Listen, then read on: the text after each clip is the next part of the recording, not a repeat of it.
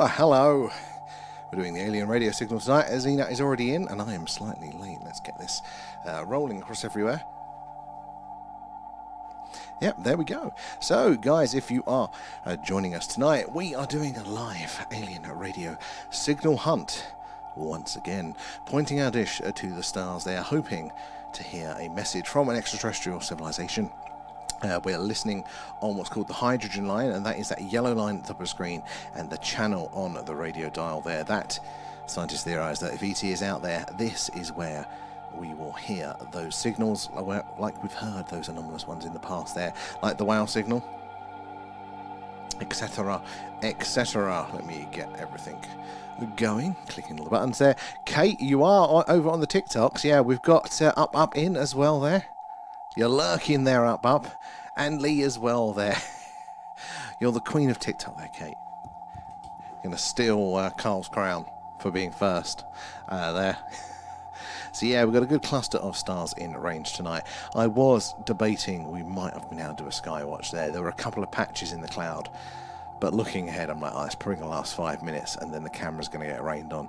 So I'm hoping my executive decision was the right one, but we will see. We will see there. How is everyone doing? It is good to see you all.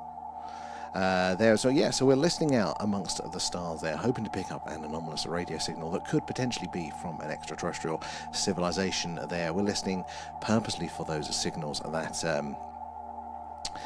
a civilization may send, not knowing about the reciprocant there. The hello, is anybody else out there? Oh, did you see the vids? Okay, I haven't been on at all today on the TikTok. I barely touched the Discord.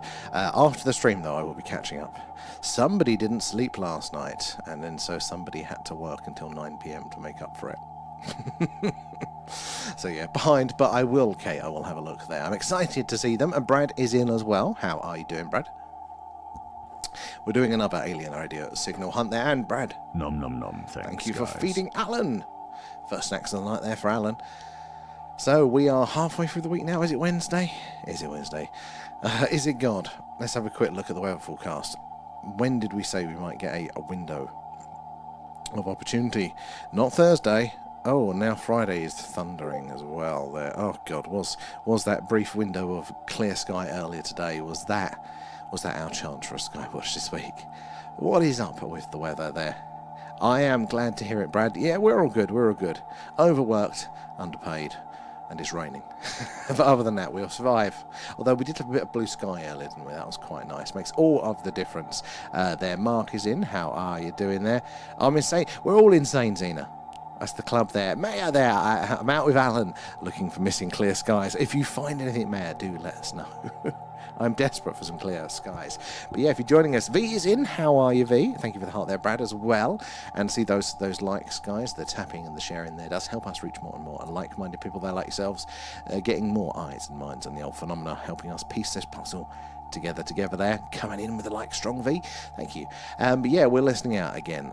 And it is a bit active. We're not up to 53% of the overall signal strength, but we are getting the two clear signal ridges there. So we are getting the one here right on the hydrogen line where we are interested, and this one. I keep calling it interference signal.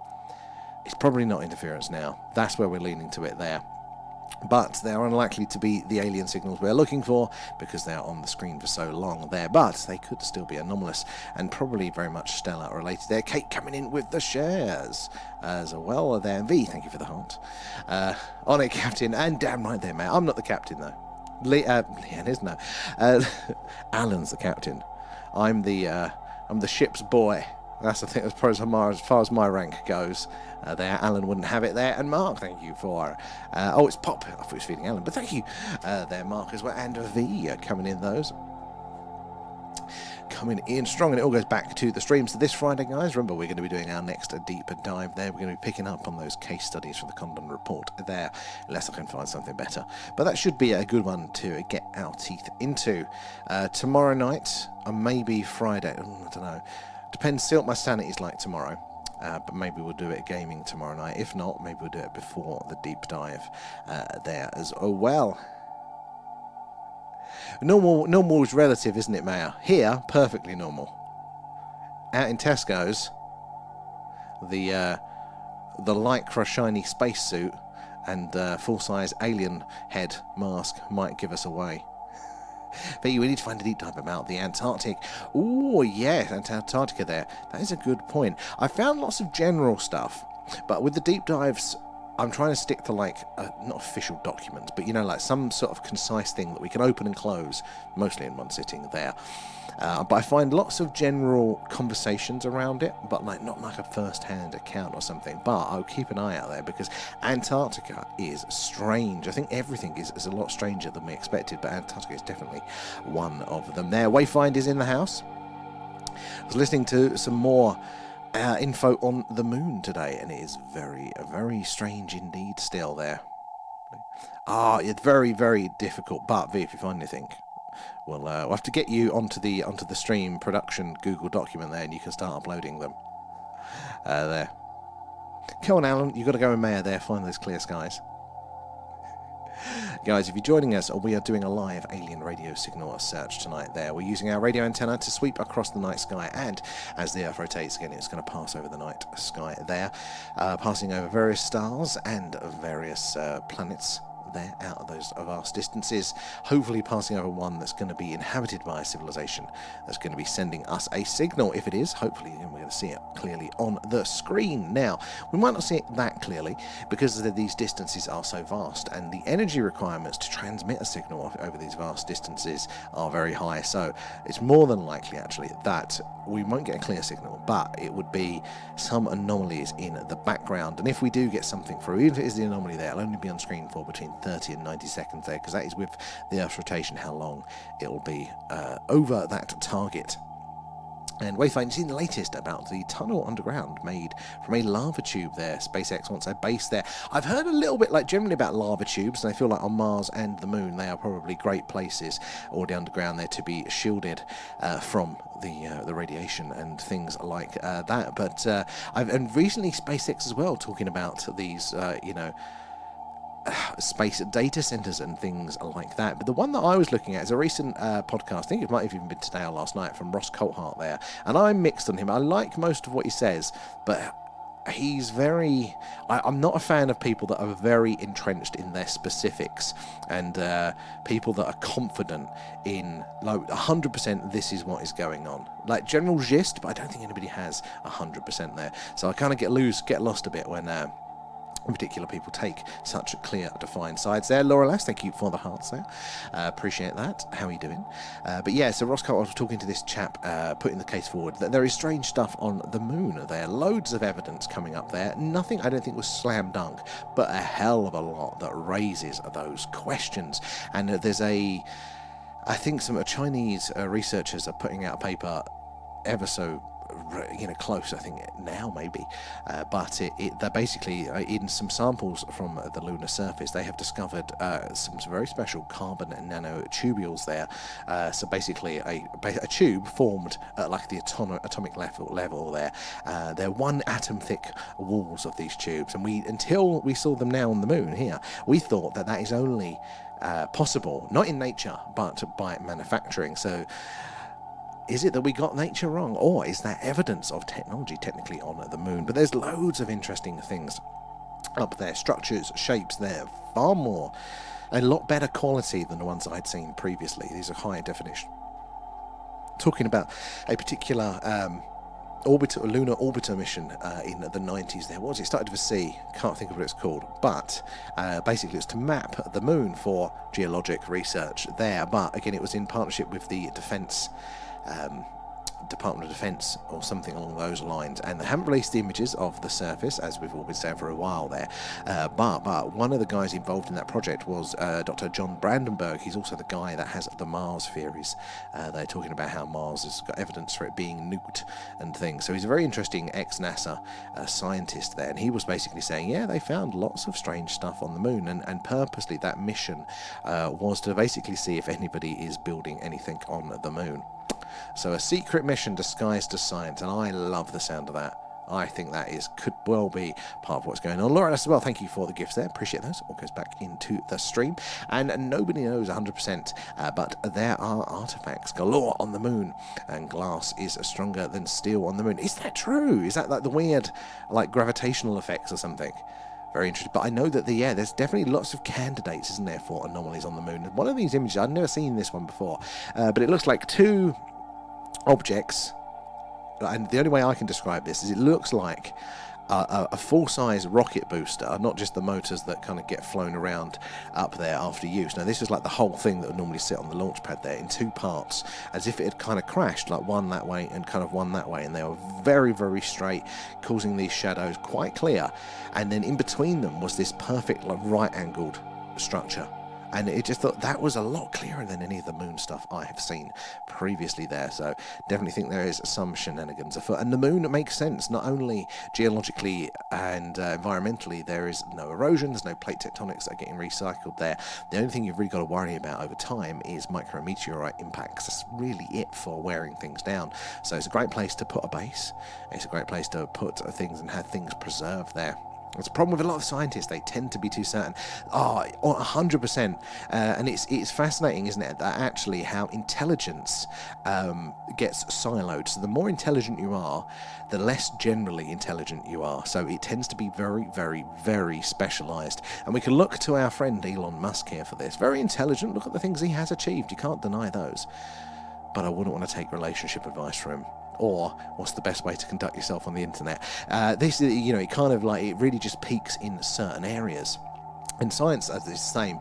They have a speciality, but it's normally like, well, I'm a specialist in this really weird microbe on Wednesdays or something like that. And then they fall back on the scientific principles to back up the rest of their beliefs, not understanding really bias. And none of them understand psychology, so therefore they don't understand their own behaviour. Like, the blindness is always, I think, laughable there. And has anyone been watching Fallout? It's so good. I am into it. I don't know what episode I'm in, but I am making my way through there. At least Scott as well, coming in with the likes. Appreciate that, guys. Those likes and shares that do help us reach more and more like-minded people there, like yourselves. And NFCC is back. How are you tonight? Thank you for the like, sir.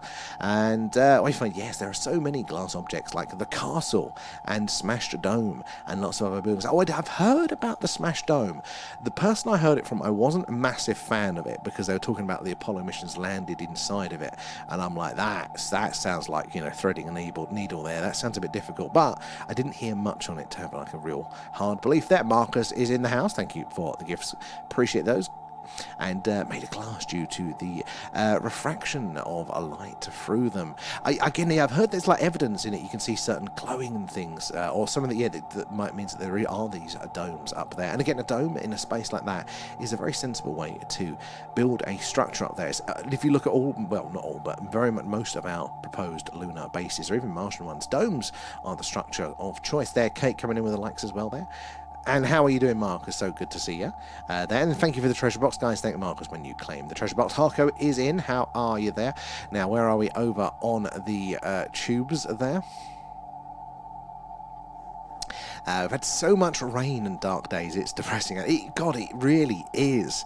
And I know it has this effect on me, and generally people anyway. But I tell you what, waking up this afternoon and seeing light coming through my window in the blue sky, the mood shift, it was ridiculous. I was like, I haven't felt this good for days, for weeks even there.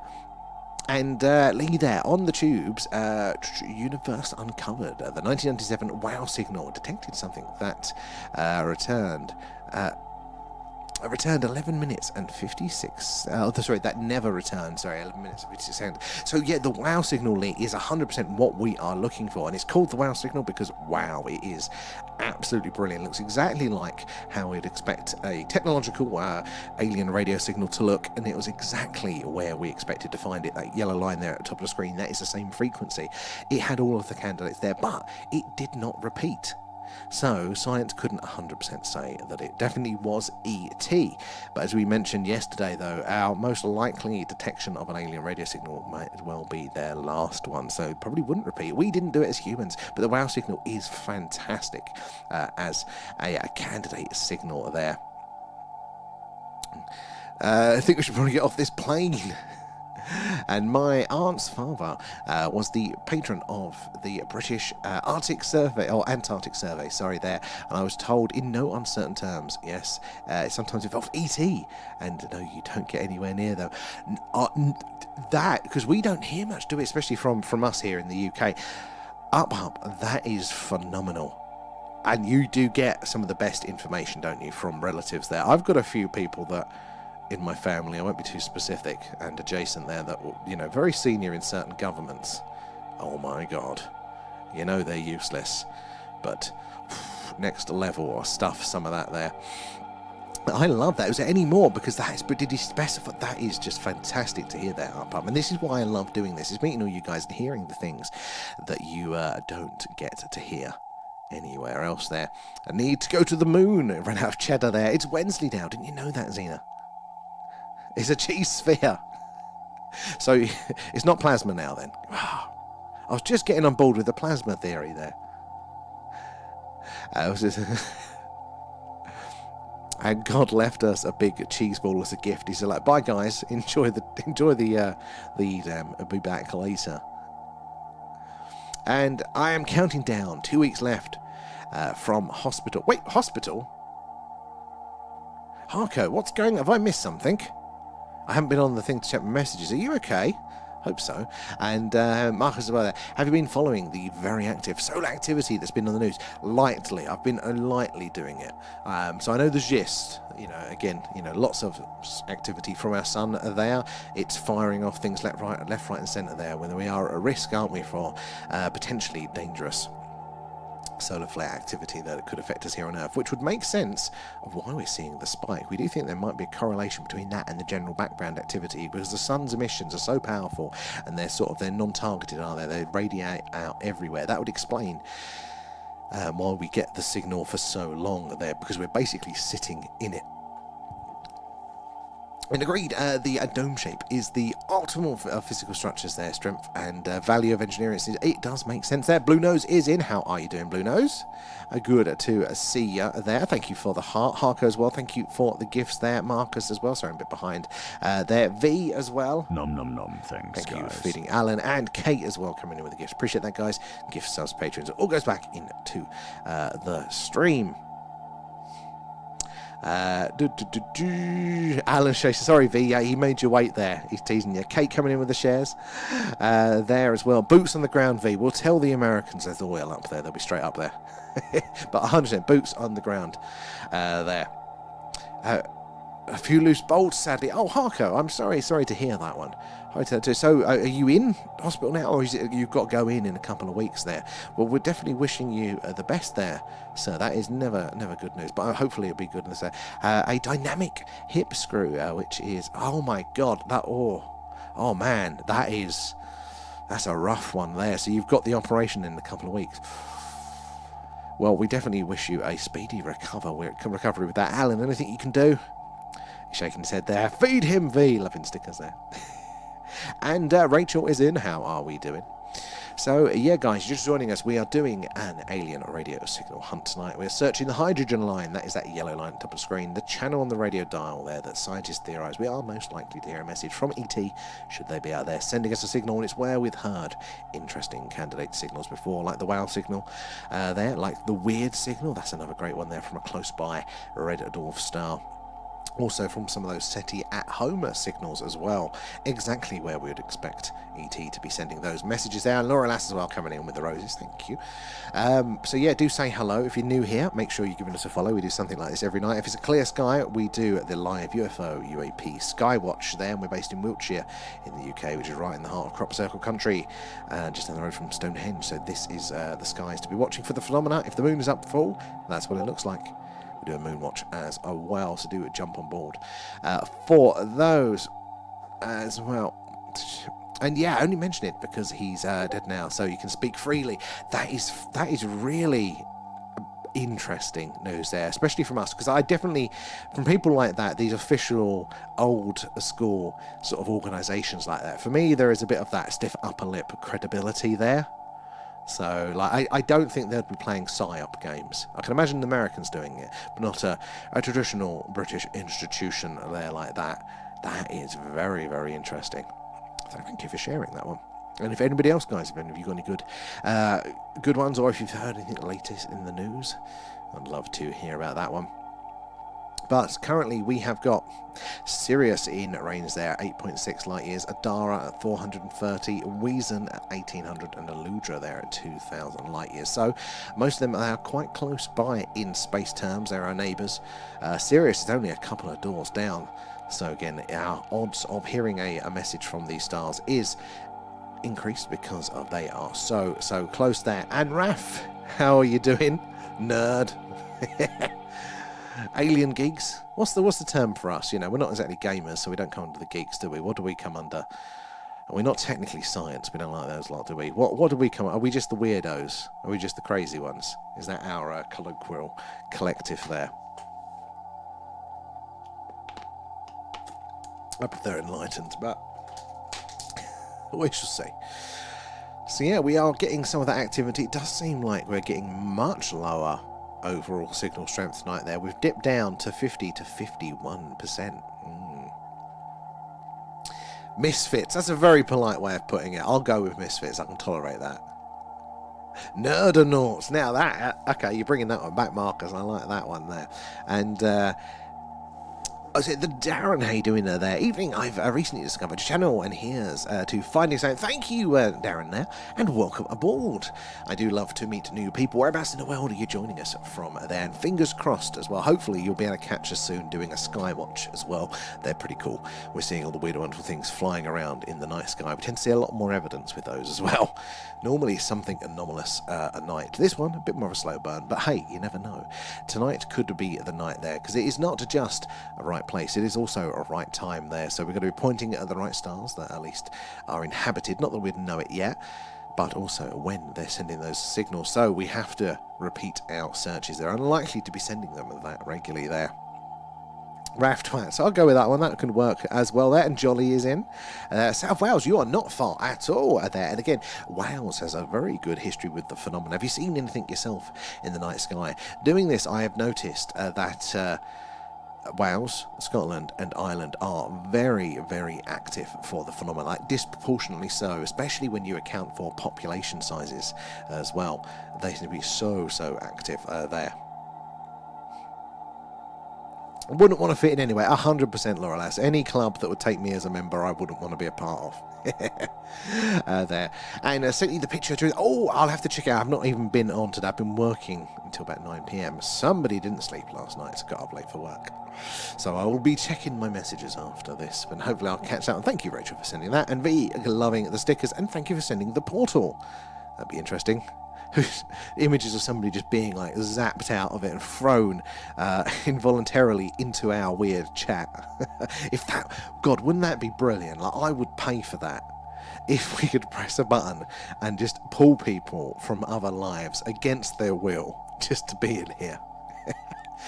And not because I want to make him suffer, I just put it as random as hell. And if Starship Alan was real, what job would you be doing, everyone? Okay, I like that. What is your job? And I'm hopefully at some point going to update that, so maybe this weekend, so you can log in and change your rank and you know, your job title and some preferences and things like that.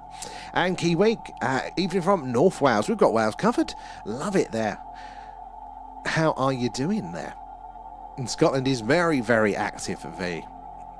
Some say that the classic film, The Vast of Night, was based on some Scottish activities there, V. Would you concur? There. Our chats are the best. They normally go sideways. So be prepared. Buckle up. Need to add a biodome so I can work. Oh, biodome is a good shout there. We need a little bar up there as well, don't we, there? Going off there and pain. Oh, and tomorrow I have work there. I'm saying, Harco, so sorry to hear that you're ill, but you know, it's always good to see you there. But yeah, I do hope you feel better. That is awful news for you there, matey. And yeah, I'm late to just finish work. What did I miss? We had the message. They said, "Hi everybody, where's Rio?" We said, "We don't know. Where is Rio?" No, you don't miss much. You're all right there. And otherwise it'd be a random technician or something. We'll add the biodome, if I remember correctly, on the Starship Alan. We'll show you guys what that is there. And thank you for the rose, though, Harker. We need to be sending you the flowers, the get well soons. And So, yeah.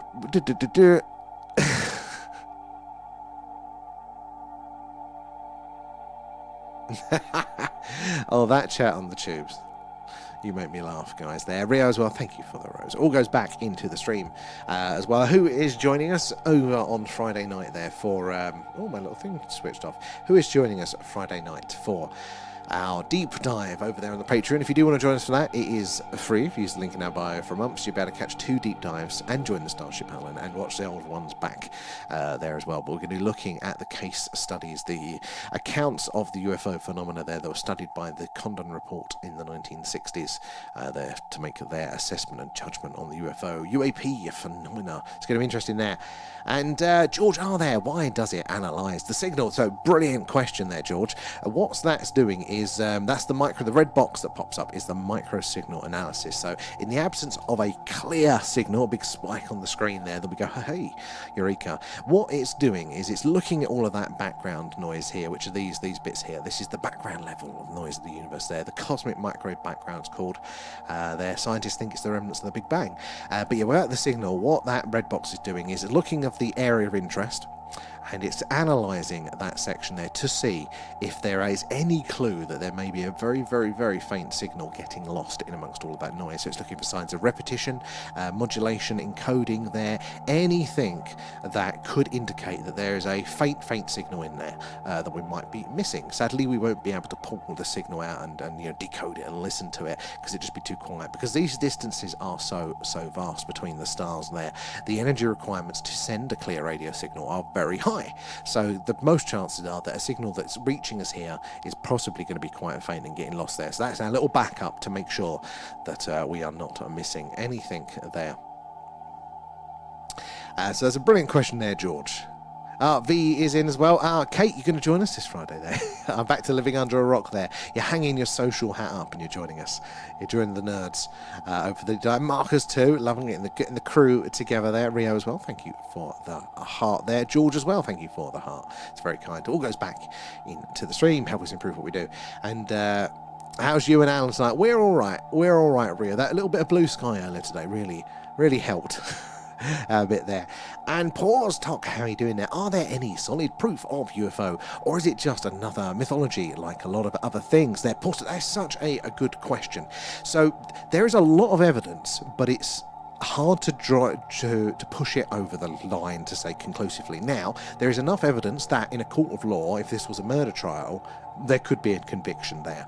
But it's with the nature of the phenomena at the minute, it's very hard to say conclusively what the phenomena is. So this is the thing, there is definitely something going on there. There is definitely witness accounts and things that can be observed and measured quite regularly that do not fit the known understanding of things, how things work there, as space junk, satellites, weather phenomena, everything like that, as far as we know, does not meet a lot of what these observations are. And we know it's going on, but the question then is it little green men flying around there? In fact, how do we know they're even alien there? There are so many other variations. One of the ones that blew my mind here is that if you actually look to the physics of how these craft would have to travel there, so the Alcubierre warp drive, a real-life warp drive that you can make if you had enough power, which we don't, without breaking physics, there's how we speculate that they would travel.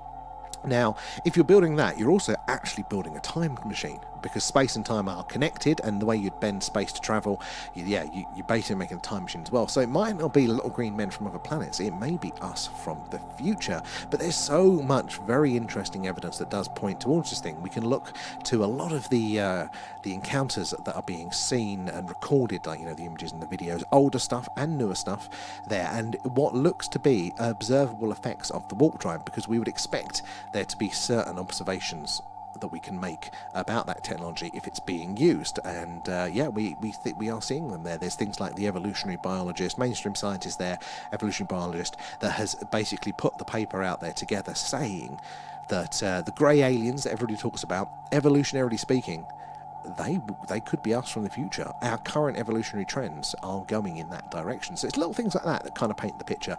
The US government there, in fact, our government here in the UK as well, the French, they've all officially accepted, and the militaries, that UFO are real. It's just we argue about what they are there. But they're real, and as far as to the best of our understanding, are not technology Earth-based. They are not, weather phenomena, things like that. But there is a really, really interesting paper, and this is one of the big candidates here, that came out from a scientist recently. They're looking at old photographic plates of the night sky. So back in the 1950s, they were taking these images through telescopes of the night sky, mapping the stars. And what they do is they take an image, move on to the next bit, long exposure, take an image, but then kind of back again an hour later to retake a patch of the same sky. Now, those images, an hour apart, should be exactly the same. They're same stars in it. But when we've looked back at these recently, and we've looked at all of these old plates, it looks like there definitely is. In some of these, there are more stars than checking back the same patch of sky, an hour later or so. And stars don't just disappear; they don't just explode into nothing over that short a period of time. So there's nothing that can actually explain what these objects are that were photographed in the night sky in the 1950s. And what's more, this is before man-made objects in orbit there, so we can't say satellites or space junk and rockets and things like that. There's nothing up there that we know of that can account for these many photographed observations of these things up in our atmosphere, in our orbit. It's very strange indeed there. But one of the brilliant ones is one of these plates that was done on a certain day with lots of these weird objects that were in it and then were not. It correlates perfectly to one of the big UFO flaps, the one that was over Washington DC, over the White House. It was reported in all the newspapers. Everybody was talking about it at the time, and it's kind of brushed under the rug. And they've got the plates of the night sky, and there are weird things in the sky there. So there is lots of interesting potential stuff there. It's mainly just not being pushed up to that level of mainstream acceptance there. We take a lot more for granted with a lot less evidence there. And Rio, Marcus, Lorelas as well there, Kate as well, thank you for the gifts, appreciate those, and Blue Nose as well coming in there. That is very, very kind of you there. But yeah, that's a brilliant question there, Portok. Where are we in the chat? I was on a long ramble there, so I'm a few messages behind. Going out, it's nice there, like now and again. Yeah, not too much, and it's expensive. It's been raining and windy all day. That's your Scottish summer there, Rio, isn't it? And will the deep dive be on the TikTok Friday night? Sadly not, Rachel. No, it's only over on the Patreon for that one there. TikTok doesn't allow us to do the specials now. In their infinite wisdom, they got rid of that feature, so we had to move it over to there. But it is a quieter group there, and everybody comes in the beginning, so it lends itself a little bit better to the old Marcus as well, thank you for that there, but yeah, lends itself to those deeper dives a bit better there. And where are we? Scrolling through that. Oh, I've heard someone call them disfigured, so horrible talking about them like that. Well, yeah, I'm not surprised by people trying to understand the phenomena there and doing it badly.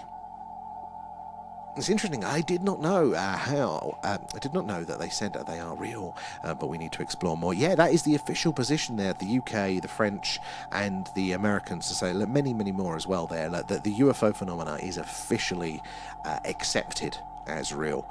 Can't say they're aliens. They've not gone that far yet, but they have said they're real. And this is the government saying, look, we don't know of any weather phenomena that these things could be, and anything like that. Star map there, Blue Nose, thank you. That is very, very kind of you there, generous. We need to have a little extra thing for you there. Maybe we need to get a little model. We can put you on the shelf. There's a lot for return for that. Thank you. That's very, very kind. But yeah, so that is the official position there, and they are the people to know. Now, are they lying? Are they actually, though, the government using that as cover for their secret projects? We know they've done that before, so maybe we have to consider it, but I doubt it. I doubt it very, very much. And just recently, I watched the James Fox Brazil UFO jet sighting, ET sighting there. Very interesting. That's the Varginha case. One of the best cases that's out there. There are multiple witnesses to that one, all very consistent with their stories. Evidence as well now, where they've got those test results, haven't they, from the soldier that sadly passed away after getting scratched by the being. So they've got the biological evidence of it there. And thank you for, you reached the goals as well there, guys. Thank you for that. And And as V said there, sharing is caring. Do appreciate your likes, guys, your likes, your shares, you're tapping away there. It does help us reach more and more like-minded people there, like yourselves there. And I watched Obama's interview, and where he clearly said he had seen UFO files and couldn't comment. I think it was Obama, wasn't it? The one where he says that that they tell us that we can't say, or something like that, and it kind of comes off as a joke, but you're like, oh no, you could totally be serious with that. And yeah, there is something strange going on there. There is, when you start to look at it, poor stock, honestly, like, there's a lot more to it, actually. Yeah, I think people definitely can get carried away, but yeah, there's something there. And even what blew my mind there, Paul, so when you start to open these things up, you actually look at it and you go, all right, look at the evidence. Oh, okay, maybe there's something to it. All of the other stuff seems to be, there might be something to it as well. So we talk about, I mentioned earlier about other mythology and things.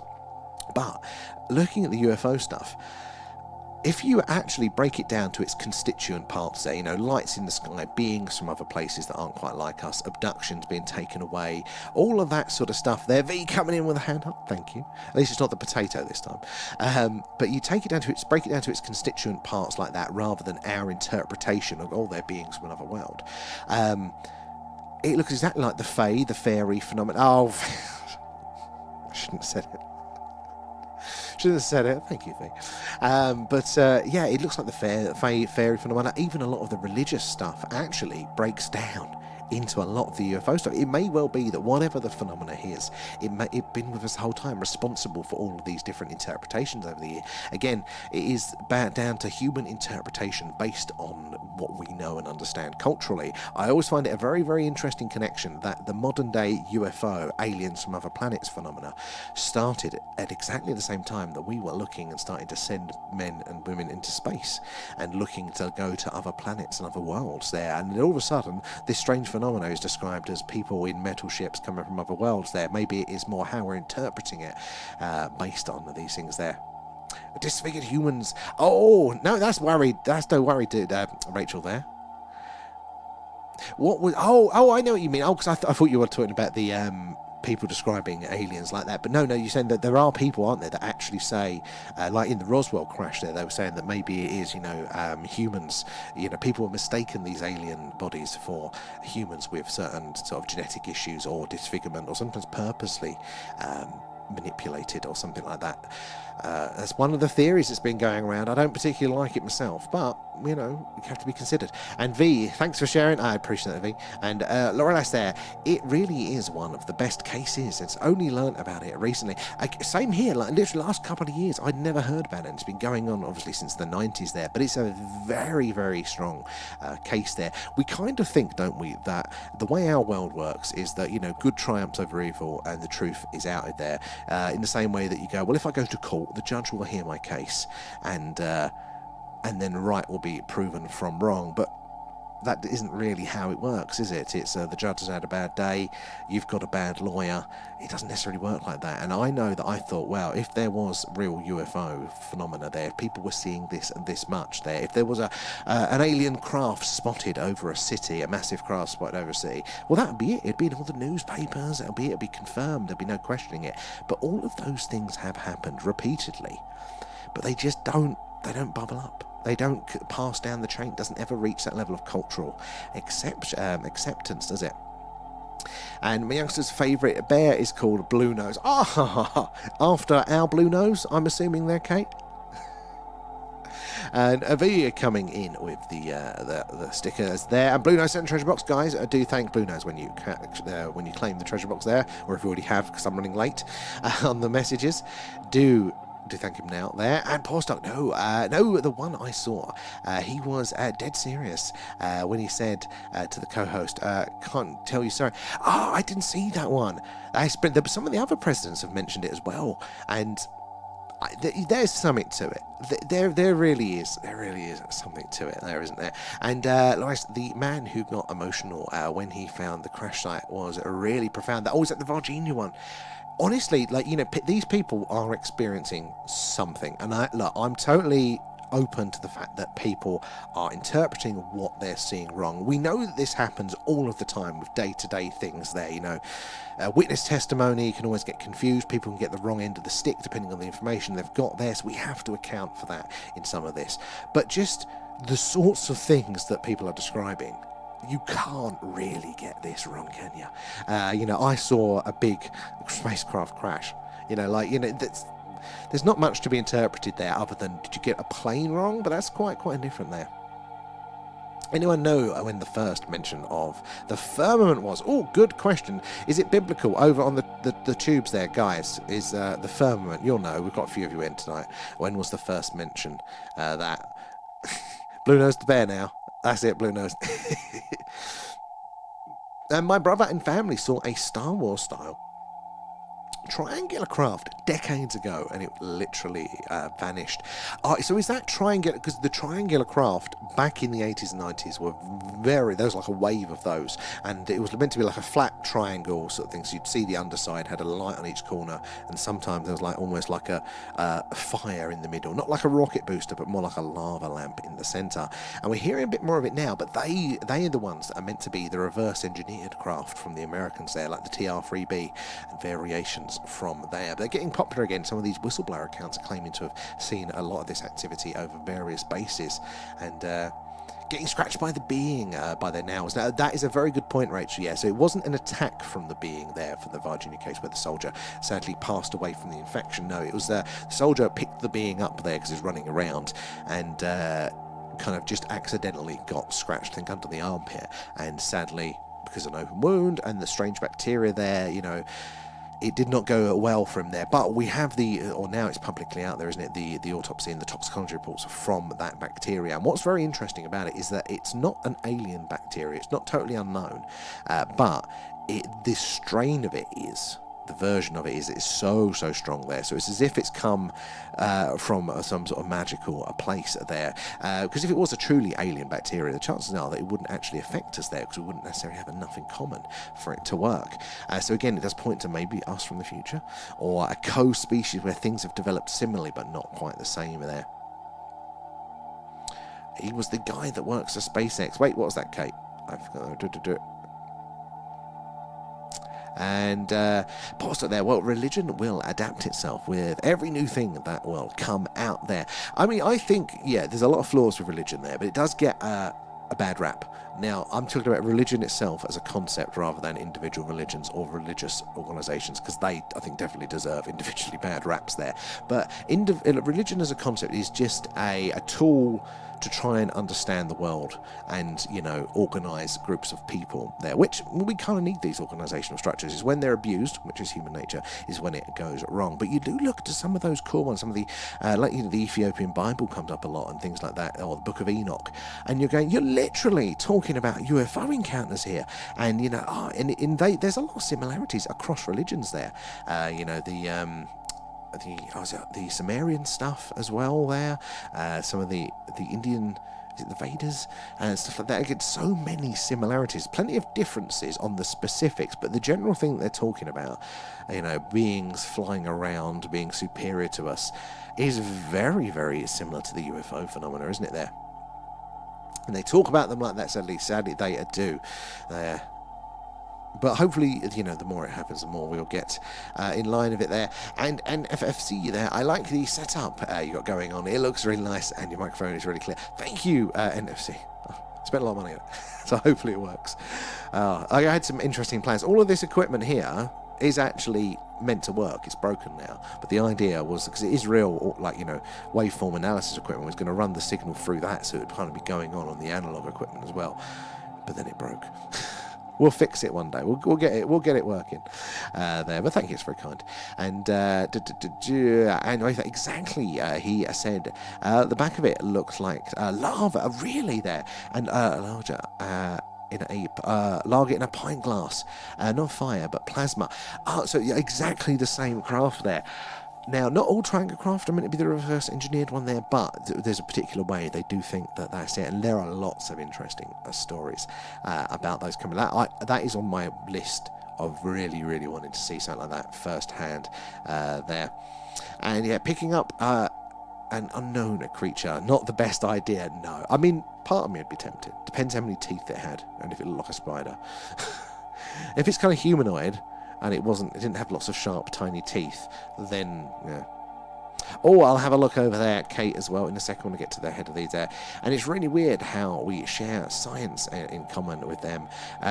Well, I think this is the thing. It's like science is the study of how things work. So if things are going to work, then they're going to work across it, isn't it? They may get like our interpretation, it's like, right, but they're like with maths, they do think obviously it's going to be a universal language to a degree, because we're looking at something that already exists and trying to understand it. It's very interesting. Vatican, we need boots on the ground in the archives. You're going to be single-handedly storming the Vatican archives, and what you're going to do is you're going to kick down the door, you're going to get in there, you're going to get the documents off of the shelves there, you're going to dust it off like that, UFO encounters throughout the year, you're going to open up the page and it's going to be saying The Vast of Night screenplay. And this craft appeared cloaked, and it didn't fly away, it just vanished. At Wayfind, again, I hadn't heard of the vanishing side of things. I always thought there was like the movement, but this is coming out a lot now with these triangular crafts. They can move, but the vanishing, they're just there and then they're not. If it's cloaked or coming in from a different sort of reality, how awesome is that there? But far more, and that's it. It makes sense, doesn't it, Rachel? They're just further down the tree. They've been around longer. A little bit more intelligent there. And iDream is in the house. How are you doing there, Rio? Thank you for the gift there as well. Laurel S2, Rio again. God, I'm behind on those. So thank you guys. So it all goes back into the stream. Right, Kate, over on the purple one there. The reason I say about the firmament is because they say it's water. And well, I was watching a deep zoom telescope video looking at cool stuff, and the way it's viewed does kind of look like water. Oh, Kate, you're coming over to the flat side. I mean, I'm open. And with the way the atmosphere and the light is through the telescope view, so did they have a powerful telescope, let's say in biblical times or earlier maybe? So, to our knowledge, no. And we know that when lenses were developed, so glass that was shaped and polished to magnify.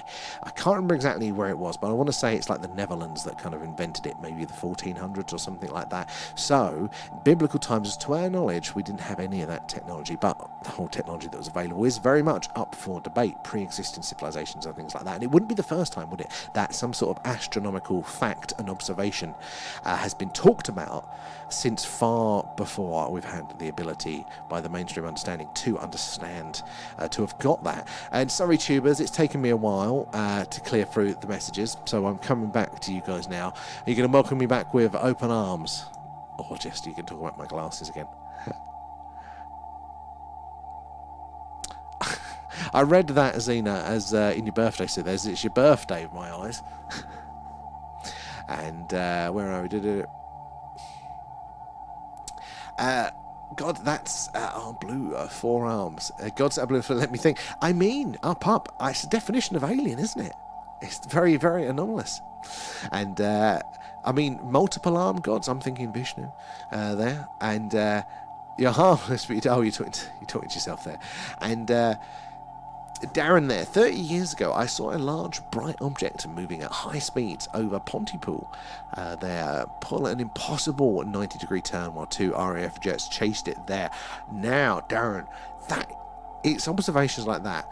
What is the prosaic explanation there? Unless you were just full-on hallucinating something that just wasn't there, there's no real interpretation to get wrong with that there. 30 years ago, we didn't even have drones of that. There was nothing in the air that could move like that. I think drones would struggle to do a 90-degree turn, wouldn't they?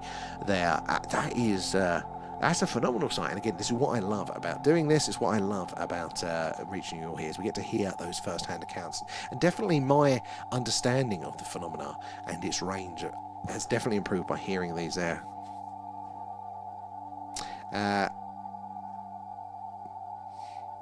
What's that there, Johnny? Some seems to happen frequently when asking genuine questions regarding the nature of extraterrestrials. Some people believe they travel through concepts to get here.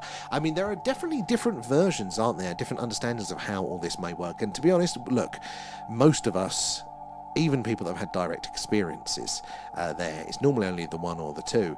We're all kind of like stabbing at a black box problem, doing our best with our knowledge, our cognitive capacity, and our abilities to understand something. So I think we all, to a degree, need to always leave 5%, don't we, for variation. But we're all doing our best. Are you guys going camping, you three? There, that sounds like, yeah. I mean, Raf can bring the pies, so you've got food sorted there. G-Wax in, how are you? Hope you've been well.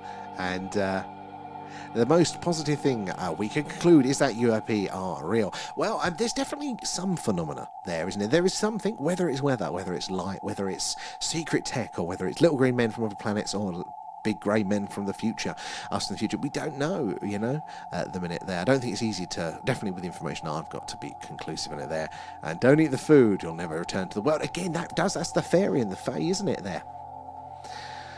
And George Coleman, how you doing there? Would an alien civilization be dumb enough to signal out like we do? George, that is a good theory. Maybe not. The dark forest hypothesis, isn't it, that everybody's keeping quiet to the best of their abilities because you don't want to raise an alarm. You don't want to raise alarm. You don't want to raise attention from a predator species that may well be out there. So the difficulty is with that is that our Earth here, even though we are sending these radio signals out, the television and stuff is normally quite faint. Radar is the one that does get out there. That's high-powered radio transmissions that does kind of travel the distances and has a good chance of being detected.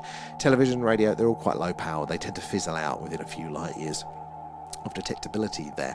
But Earth itself has been screaming life for the last few billion years. So if there's been a civilization out there in the last 2 billion years that at that point has had the same technology level that we have had, well, that we've currently got, they would have been able to detect that there is a biosphere here. There is biological life on Earth just by analysing our atmosphere from a distance. We're starting to do that, and we have got some candidates, some potential planets distant out of the way there that are showing, again, atmospheres with signs of life. Their K218b is a planet that is theorised to be a water world that's basically covered in algae, judging by the atmosphere. There, a scientific group from Cambridge University, multiple signal detections there for that one. So yeah, would they or would they not? Or would they just go, right, we're going to be sending this information out anyway, let's just get on top of it? It's a good question there. We have potentially had signals. There have been over the years quite a few interesting and anomalous signals detected over the years that we just can't fully explain. E.T. used an improvised echo exosketch there to contact his friends light years away. He did it. Oh, what's that type? Yeah, we watched it recently for our movie club. Maybe it's that advanced. And yeah,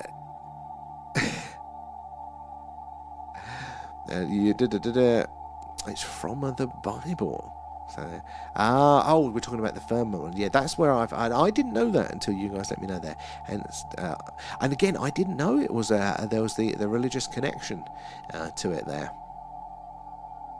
And 1 astronomical unit equals 8 light minutes there. So the sun, yeah, miles in diameter, yeah, speed of light. Oh my god, I can't do the maths there, but yeah, that sounds about right there. No realists aren't, interested in religious beliefs, but Genesis does explain creation realistically. Well, actually, you're quite right on that one. We talk about the let there be light sort of thing. In the days of things, it does loosely describe, how the universe, the phases of matter and existence throughout the universe there. Might have got the timescale slightly wrong, but to convey that sort of information, it's not too far there. And possibly, if there was faster than light mechanisms we aren't aware of, it might be to use the water or hydrogen as the transfer container rather than a vacuum, which isn't much of anything to use. I mean, could well be. It could well be. These technologies are so out there, we don't even know what to look for. And to be honest, we're not actually monitoring, are we? And looking for a lot of these signals that might be used there. Julie, hello, and thank you for the heart. Rio as well. Let me get back over to the tiki-talkies, guys. I've been seeing the messages go past there. It's a busy one tonight. I'm not used to this anymore. Where are we?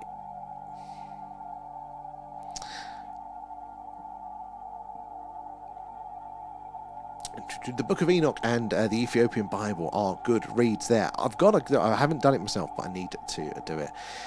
Get an audiobook for that one. And the Wayfinder, this craft appeared cloaked and it didn't fly away, it just vanished into thin air. Very interesting there. And iDream's in. How are we all doing? We are good, iDream. I hope you are dreaming well.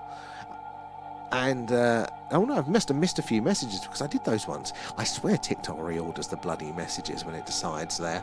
And let me scroll down there. And Enoch was taken up to space, and he states that he saw the whole around of the Earth. That makes sense. I'm still very much that one. Kate, I'm sorry, we're not joining you on the dark side there. So it's another parallel, like those who documented the binary star. Yeah, exactly. Is it the Dogon tribe there? How did they know that that particular star was a binary system when we only learn about it in the 80s or the 90s there? And Julie, welcome aboard. Thank you for the follow there. So it's taken me so long to get you. Where are you joining us from tonight? It's good to have you in there. And Kate coming in with the shares. Appreciate those guys. Those shares, the likes, tapping away. It does help us reach more and more like-minded people there, getting more eyes and minds on the old phenomena, helping us piece this puzzle together there. Ben, thank you for the heart. How are you? Tom, I heard they fly an egg on a plate. Well, the old saucer definition, isn't it there? So technically, the initial description of the modern day era, the flying saucer era, there was Kenneth Arnold, wasn't he? He was a pilot, and he was flying over some mountains in the Washington state, I think, and he saw these craft flying very, very fast. There's the first mainstream report of a flying saucer, not the historical ones here, but the mainstream one, or kind of kicked off the UFO craze publicly, and he described them as flying like you would skip saucers, if you were, like skimming stones or skipping stones across the water there, you'd skip the saucers there, and that's kind of where that come from. But also they visually do look like it. In fact, prop time. I knew I printed this for a reason. There we go, look. So this is your dropped craft. I need a little handle on this, I think. So this is your classic saucer. This is the sports model as described by Bob Lazar there. Claimed he worked on the propulsion system of this one at Area 51 and had a look out on the inside there. But funnily enough, though, they've not just picked this design at random and that looks futuristic and alien there. No, actually, when you model things like warp bubbles, real warp bubbles, mathematically model them, this is like the most optimal space inside that to have the shape of the vehicle to optimize for the warp bubble space.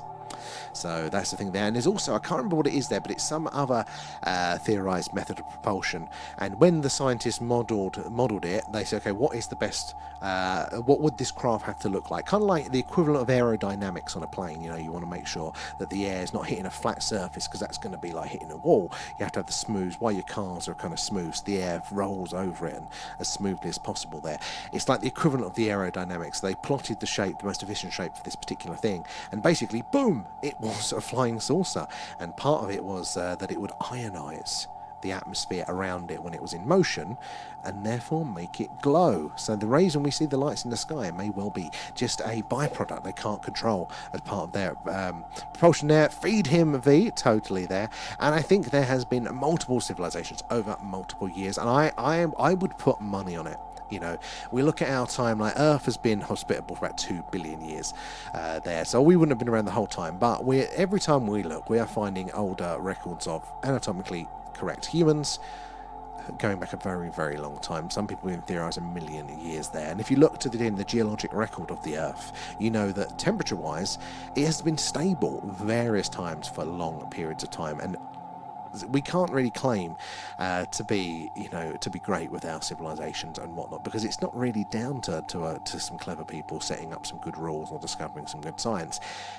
The ingredients seem to be warm enough weather, good enough crop harvests, boom, civilization, then just let it run there. So it makes perfect sense that it could have happened a long time ago as well, multiple times throughout the years. And as Earth's geology, it resets and refreshes quite regularly there, plate tectonics, erosion and things. So what would we know? In fact, they've modeled this, and basically everything would crumble within a few, was it 10,000 years or something like that? You wouldn't even have like the Hoover Dam left or anything like that. Very quickly all of that goes. The only thing over these real long timescales would be radiation from, our byproducts of, the nuclear weapons there, or nuclear refinement, or even, power plants and stuff, the waste products of that, the physical shape of it may break down and distribute, but it would still read as radioactive. So quite could well be that. Shannon is in. How are you doing, Shannon? How is work? Hopefully a bit warmer for you there, although it's still pretty miserable out there. And Lee, night Lee, I've probably missed you now, but thank you for joining us. Hopefully we'll see you later. Have a good night's sleep there. And QPR from Sheffield. You know what? I don't think we've had many people in from Sheffield. Welcome aboard. How do you feel about the UFO stuff? Are you open to life being out there amongst the stars? Are we being visited on the other end of that, or are we all alone in the solar system? Guys, let us know what you think on that one. And Ben as well, I'm doing well. Thanks, glad the hunt is going. I'm glad to see you in, Ben, there. I'm glad you're doing well. And V, feel free to post. Exactly, V. Honestly, got any questions? Ask away. It might take me a minute to get to them, but we do want to hear it there, whether it's about what we're doing, about the science of it, about the scene in general, or the latest news there, or tell us about your own experiences with the phenomena there. And Waffle there, have you ever gotten worthy evidence on the audio signal? So on the audio side of it, we haven't. No. When we do our skywatches, though, that's the other thing that we do here. So when it's a clear sky, we do a UFO UAP skywatch, and we are based in Wiltshire, which, if you know, in the UK is right in the heart of crop circle countries where they all come. So there's lots of activity here. So these skies are very active, and we tend to see something anomalous. Pretty much most streams of that. The audio signal hunt is what we do when the weather is bad and we can't get the camera out, and it's much slower, but statistical odds of detection go up every time that we do it. So over the years there have been a number of anomalous signals, but they used to be really, really, really rare. Like once every couple of decades you might get an unexplainable strange signal. But nowadays the frequency of detection's gone up quite a lot, so our odds aren't too bad. But it is a bit slower there. Shannon shared the live. Thank you, Shannon. There. And I don't have a repost button. I think that's really rude of TikTok. I just have to share it. Honestly, I don't know what TikTok is playing at lately, but we'll take the share, Jen. And was doing laundry, but don't be spreading false info about me going flat Earth.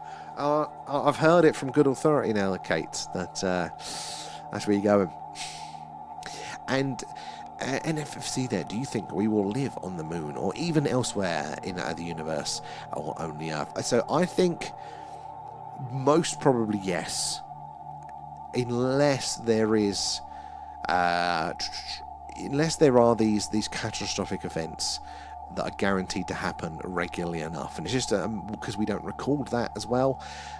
It's hard to know for sure, but if it is a case that we're due a mega comet impact that is going to reset our civilization sometime soon, maybe if that happen frequently enough, we can't just get to that level to start doing it. But if that's still an element of chance, and it might not happen there, I think eventually we will. I think it's just human nature to just keep pushing and keep pushing and keep pushing, and we can look to see how this would go. Look back to when the New World, the Americas, were discovered there. A voyage across the Atlantic Ocean, took weeks, months, or sometimes even longer, and you might not even return home to see your family, just because it's so difficult there. It was the initial colonies there got lost, and it was a big endeavour to do that. And it's very similar to space travel. We're not even there yet, but it'd be exactly the same. We would, the bigger nations would colonise the territory there. Those territories would set up their colonies. The colonies eventually would get big enough and self-sufficient enough to say, sod off, we want to rule ourselves. There'd be an argument with it. The travelling between would be filled with pirates for a while, so I'm looking forward to space pirates. That'll happen on a sort of a solar level within our sort of solar system. That's going to happen with those planetary bodies, and then it would happen on an interstellar level there between solar systems within our galaxy, and then maybe even intergalactic there. Just time, we'll get there. And a shame the weather is not playing ball. Ben, oh my god, I'm so done with the rainy, cloudy night. So I feel it there. And V, nom nom nom. Thanks, guys. I'm starting to look into see if I can hire a shaman and to start seeing if we can adapt to the weather there. Kate coming in with the shares there. Oh, it's laggy on your phone there, Ben. Is that an us thing? Is anybody else getting that issue? Or is it maybe your internet there? Guys, let us know if you're having continuity issues there. Oh, it's all fixed there. But do let us know. And I can always check this end to make sure that nothing's going sideways there. And I'm telling Alan, and he won't care, but I'm telling... Always run into Alan, Kate. This or that. Always run into Alan. He hasn't forgiven you yet for not being there for the movie club last week. And have the alien pets gone? They have, Laura Lass, they have. So we're using the koalas now instead. Alan is very upset by this. And I don't know what I'm more insulted by from TikTok's behaviour. I don't know if that...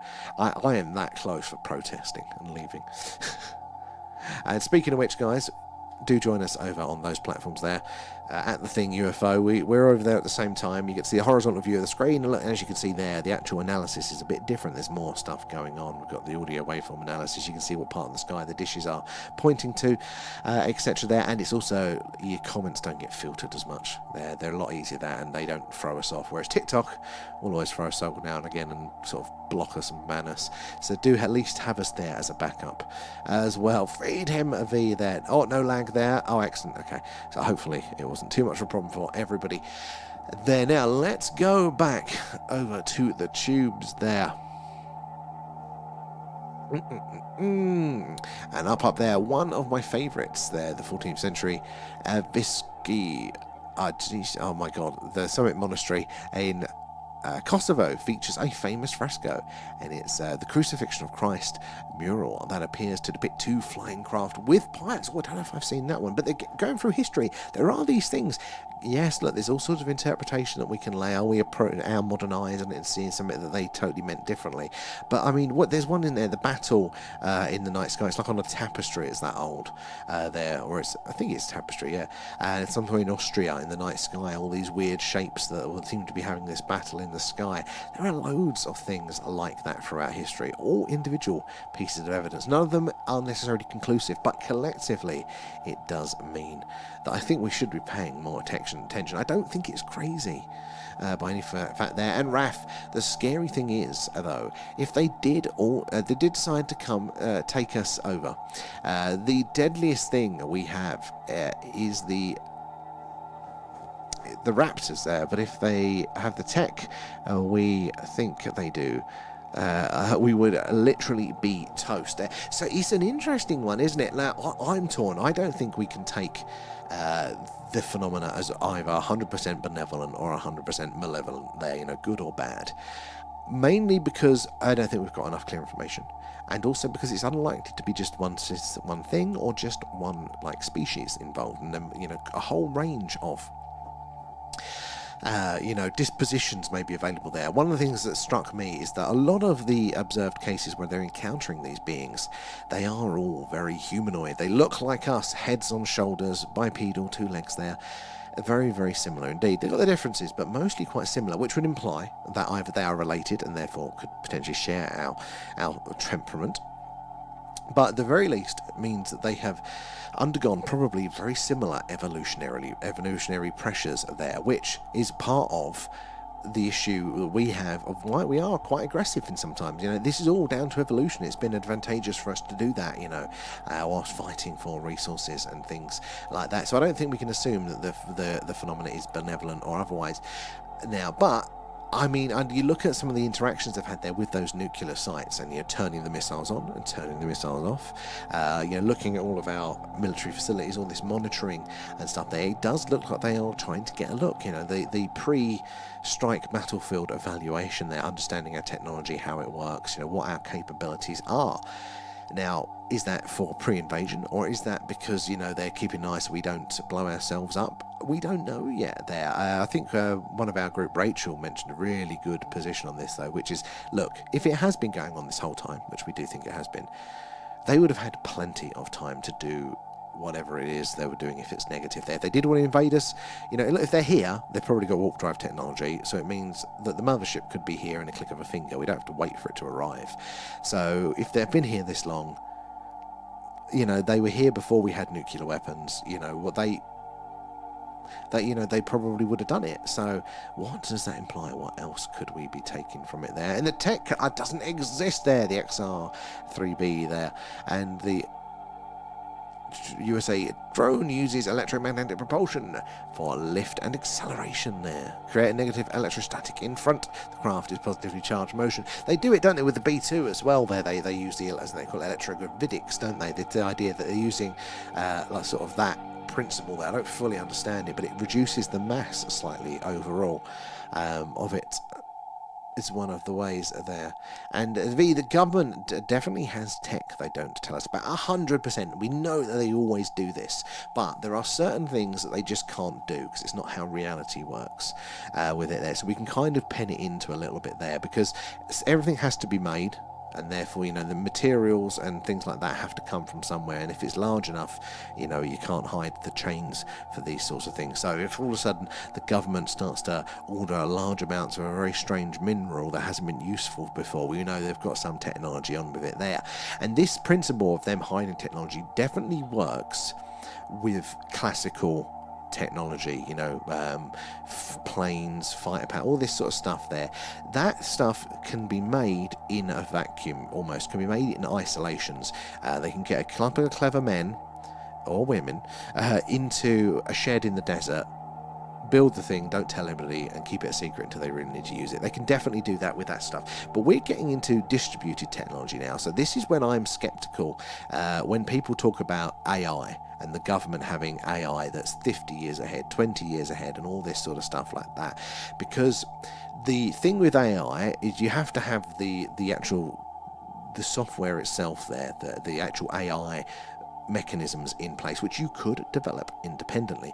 But what you can't do, or couldn't do until very recently, is train the damn thing. So they're not just by default intelligent. The whole point of the AI is that it is a thing that learns, and it learns and improves itself. So they have to train new AI models. It takes them months and months and months, and it takes basically all of the data that we have now on the internet. Obviously, you know, that we've heard them scraping YouTube, you know, basically watch every YouTube video that's ever been posted. Now you know what videos are like, or, you know, read every cookbook. Okay, now come up with new recipes there. So they train it on all of this publicly available data sets, which just wasn't available before.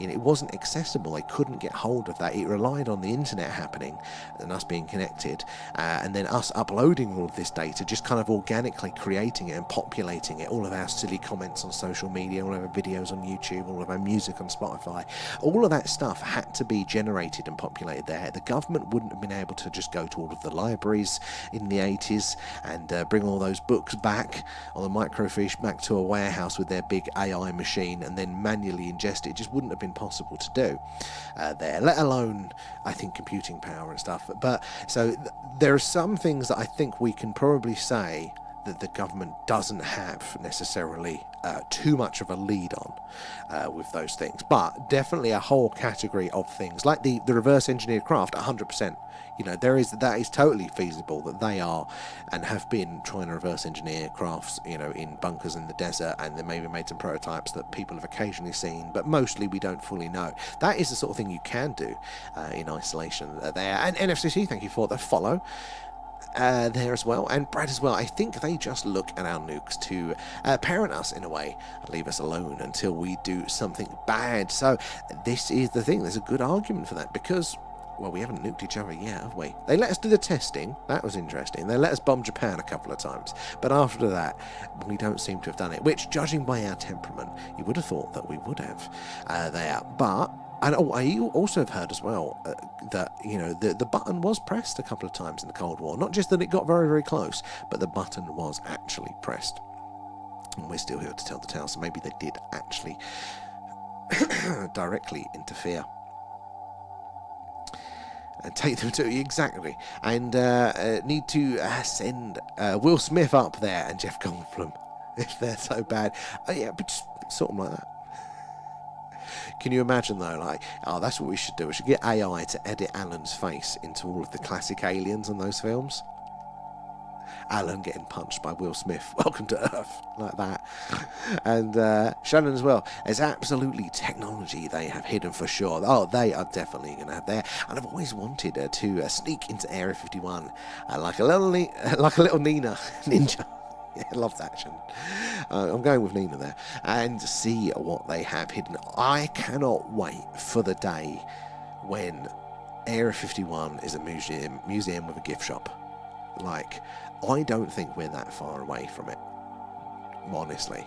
Like, you know, one day when you can get the bus out there, you can do the tour. There's a little video display of Bob Lazar talking about, you know, his experiences there. I think that would be good. I'd love to get into some of those locations. Now, I definitely missed that because I saw Shannon pop up something about astronauts and then I missed it. Where's it gone? Oh no, I have missed a fat chunk there. Hold on. The tube is chill, and the Twitchy app has the haunted carrier bag sticker. Well, each chat has its own vibe there, doesn't it? And we are available on free platforms there. So TikTok, YouTube, and Twitch all at once there. The tubes is savage there, normally there. I'd happily volunteer to be an astronaut, to be AstroTurf, if they ask for volunteers there. But if people are playing football on you there. Never worry about the spelling though, Shannon there. I can't spell at all to save my life. So you don't have to worry. And oh, clever women, exactly. It's totally true. It's totally true. When I use men, I use it in the same way as I use guys.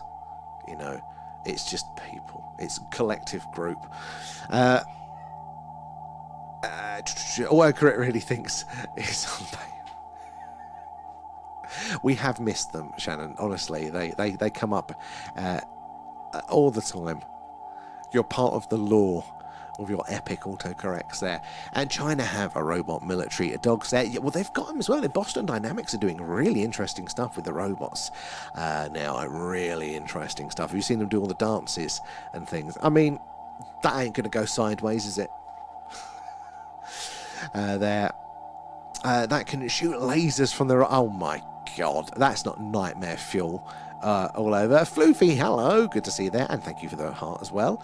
How are you doing, Floofs? And I think that was Leanne sneezing.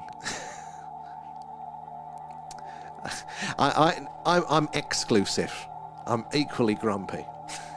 I'll let nobody in. Ooh, I've just dropped my UFO again there. Not from any political persuasion, I just like to be obstinate.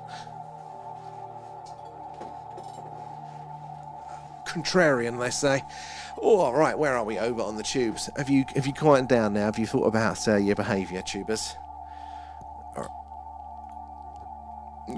where are we there? Oh no, I have missed a few. I was prodding the chatbot and it eventually decided to tell me the information you are searching for is not currently public knowledge, and this chat recorded will not be this chat record not be retained. Very interesting, very interesting. I see AI as a tool. You know, and I totally understand why people get very emotional about it, especially when it can affect them in various ways. And I understand people get positively because, you know, it can affect them brilliantly, and likewise negatively for those things. But at the end of the day, we're putting our human emotions on something which is really just a tool.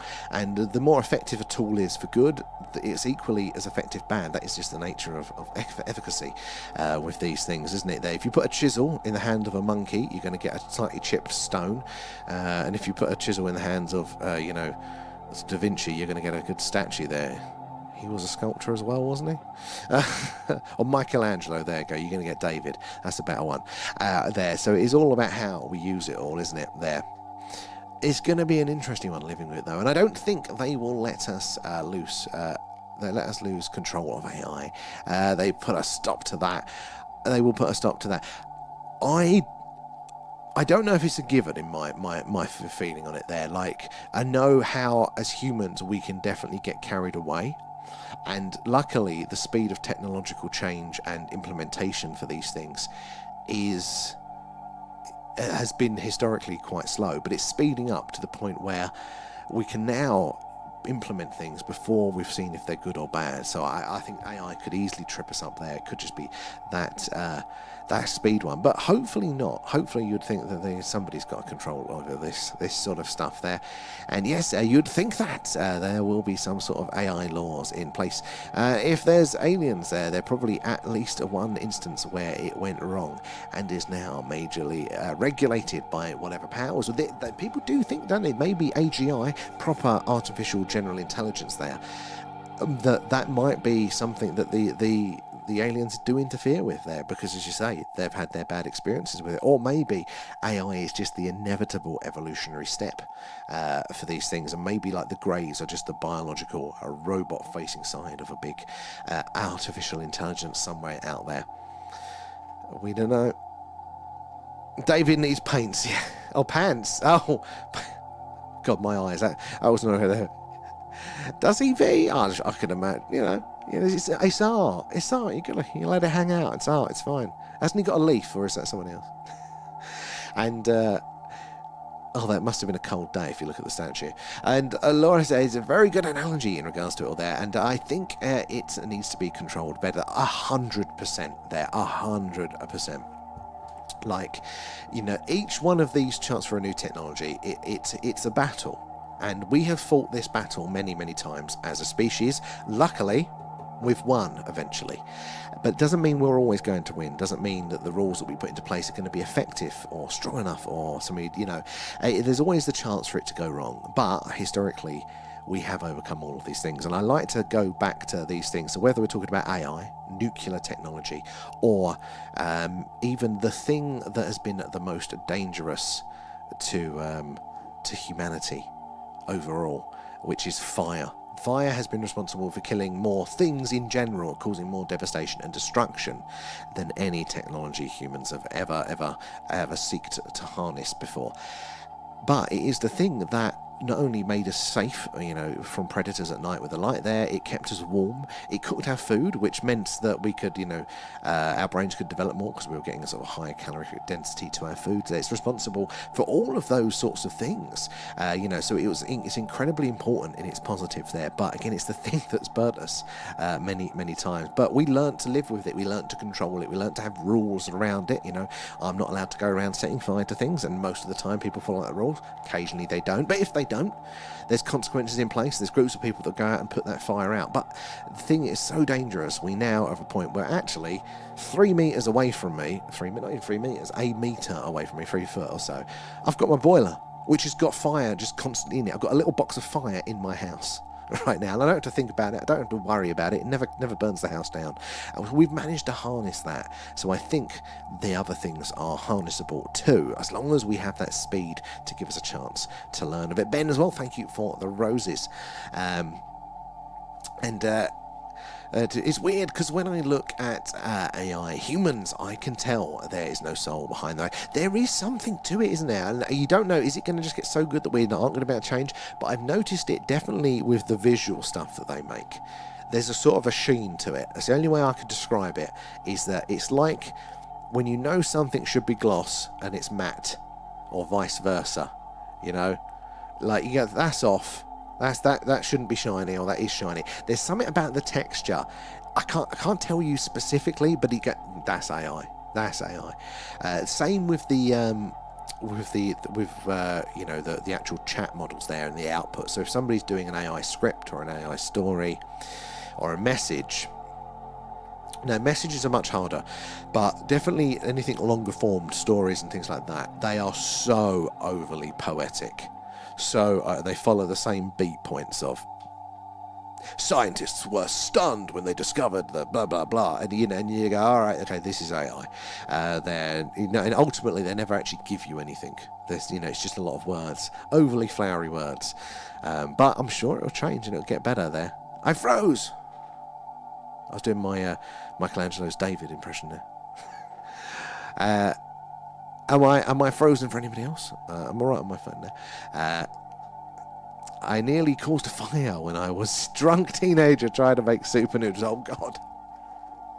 I can see that one, V. And how many times since being an adult have you nearly caused a fire from the same situation?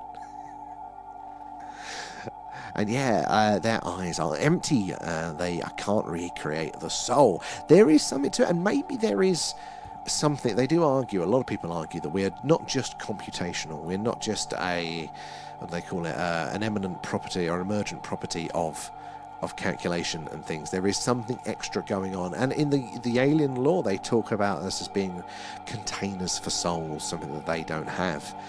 If that's true, it may well be. I've always found it quite hard to define the soul, but it could well be. And it's okay, fixed it. You broke TikTok, Sean. And Andy from the Glen, thank you for the follow, matey. How are you doing there? I have banned myself from cooking after nights out. I don't know if I've got the self-restraint for that. Although, I just don't have nights out anymore, problem solved. Although I do tend to cook things at 2 a.m. I'm just not, worse for wear in that sense there. And where are we there? A leading AI, hello Electron as well, a leading AI expert just announced they are not in control anymore. It's already been doing some shenanigans, so this is it. It may well not be, controllable. The only thing at the minute, though, which is in our favour with AI, and again, this comes back to physics. As far as we know anyway, you can't break physics. And AI, the pound for pound of computing versus the human brain, AI at the minute is so much more inefficient, orders of magnitude inefficient there, to do. Although it can be better than a human brain in output in some cases, it's just the efficiency is just nowhere near it there. So there just isn't the energy out there to power an AI takeover. In essence, there isn't enough food for it in existence. We aren't producing enough of it. Could it get there? Maybe, but if it's got to take over the world first, it couldn't. So at the second, whilst it's inefficient, whilst it's inefficient, then we have that bottleneck for it there, like a natural speed bump. And I always say this I'm always frustrated about my council, like the local authority. Here they're not so bad, but in general, it goes, they're patting themselves on the back because they put in 2 speed bumps that took them 10 years, 8 million quid, and four research groups to do it. And that's very frustrating, and it's inefficient and probably pointless half the time. But it's a kind of a natural bottleneck, because if those people could just press the button and action the things that they want to do, they just waste so much money because they're all bloody idiots, So sometimes these bottlenecks are actually quite useful there as well. And the biggest question is, does the brain control us, or do we control it? Oh my God, it's a massive one. So much is coming out now. So Penrose, again, he's Nobel Prize-winning scientist. He came out recently, as he's talking about microtubules in the brain, which are these sort of tubule structures there, which he basically thinks are quantum in nature there. They collapse the wave function, give us this quantum connection, that maybe the brain is a receiver for consciousness rather than the generator from it as well. Being honest, from my limited understanding of these things, I can't tell you what in our experience isn't a product of sort of localized things. I don't know where this extra bit is, but it doesn't mean we're right there. My head says it's probably local, and we are probably computational, but the heart says otherwise. A bit of luck, I'm not actually qualified to make that claim, though. Snacking is the best. That is why it's my number one hobby. Oh my God, V, you're going to be proud of this, right? Leanne the other day for the shop. We don't get treats in, purely because they'll be gone in the first day, so it's pointless. At least if I have the barrier of going up the road, there's a slight chance I won't do it. But she got in these little blue ribbon, chocolate wafer biscuits, pack of 8, I don't know, something like that. And she got those in as just something like that. I had one, and then I had another. Anyway, less than 24 hours, probably less than 6 hours, the whole pack was gone. Anyway, so I was feeling guilty, so I snuck out the next day, and I replaced the pack with a double pack, right? Less than 24 hours again, that double pack had been consumed by me. Right, so tonight, I replaced the double pack with another double pack, and I'm 2 bars in. They'll be gone by morning. I have no self-control. Can you imagine if my hobbies weren't buying equipment to point up at the night sky? What sort of trouble I would get myself in there. And yeah. Oh, Musk. Oh, it didn't come through, Shannon. The first part of that didn't come through there. I got the correction for Musk, but I didn't get the rest of it. You're probably not allowed to say it on TikTok now. They were gone via, it's hilarious. I am a naughty boy with those things. One day I'll do a food diary and we'll post it on Patreon. You can look at the times. I eat nothing all day. Like, I literally will eat nothing at all. I can't justify spending money for this. I can't be bothered to have breakfast. I ain't got time for lunch. Whatever it is, I will eat nothing until dinner time. I'll have my dinner. I'm fine. They go, I do need something sweet though. Something sweet. Oh, now I do need something savoury. Anyway, go to bed. Don't sleep, get up at 3 in the morning, binge absolutely everything as a sort of a snapback reaction. Do I learn my lesson? No. I'm like that with crisps there. I hate sweets, but give me crisps and they'll be gone. Sadly, I am sweet and savoury. I do not have that luxury, but I know what you mean. Crisps are just so moreish. Like, I cannot stop myself. I am stopped by the physical limitations, just like AI and not having enough energy, stopped by the limitations of pack sizes and the lack of 24-hour shops in the area. That is why something like vaping wouldn't work for me. Because I just keep going, it doesn't burn out. And I will make myself sick. That happens. And Ben, there's what I have the same problem with Twix bars. Yeah.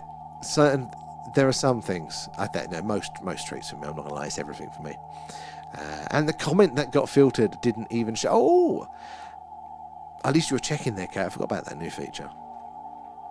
I think so, Shannon. Yeah, it was the thing you had said before correcting with the asterisk Musk. That hasn't shown. And Brad as well, for me, it's Jaffa cakes. Can't be in the house 10 minutes before they're gone. Pack sizes are ridiculous at the minute, aren't they? They're tiny, but the same. And when I got in last Friday, 3 a.m. there, actually, cooked myself a baked sweet potato. Very, very classy. That is a classy late night. I mean, I'm all about the fry up for that there. A sweet toothed is my down. I am feeling that, Janie. That's supposed to be the worst, but I am pretty bad with savoury as well. Pretty bad.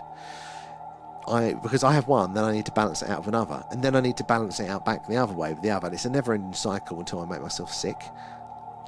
Ice pops as well. I get the ice lollies all year round. That. And ask the question on the Discord instead, then maybe TikTok thinks I'm onto something. They've been ridiculous at the minute, and I got a hate speech strike the other day. Never at the end of that one. I'll be moaning about it forever. And where are we there?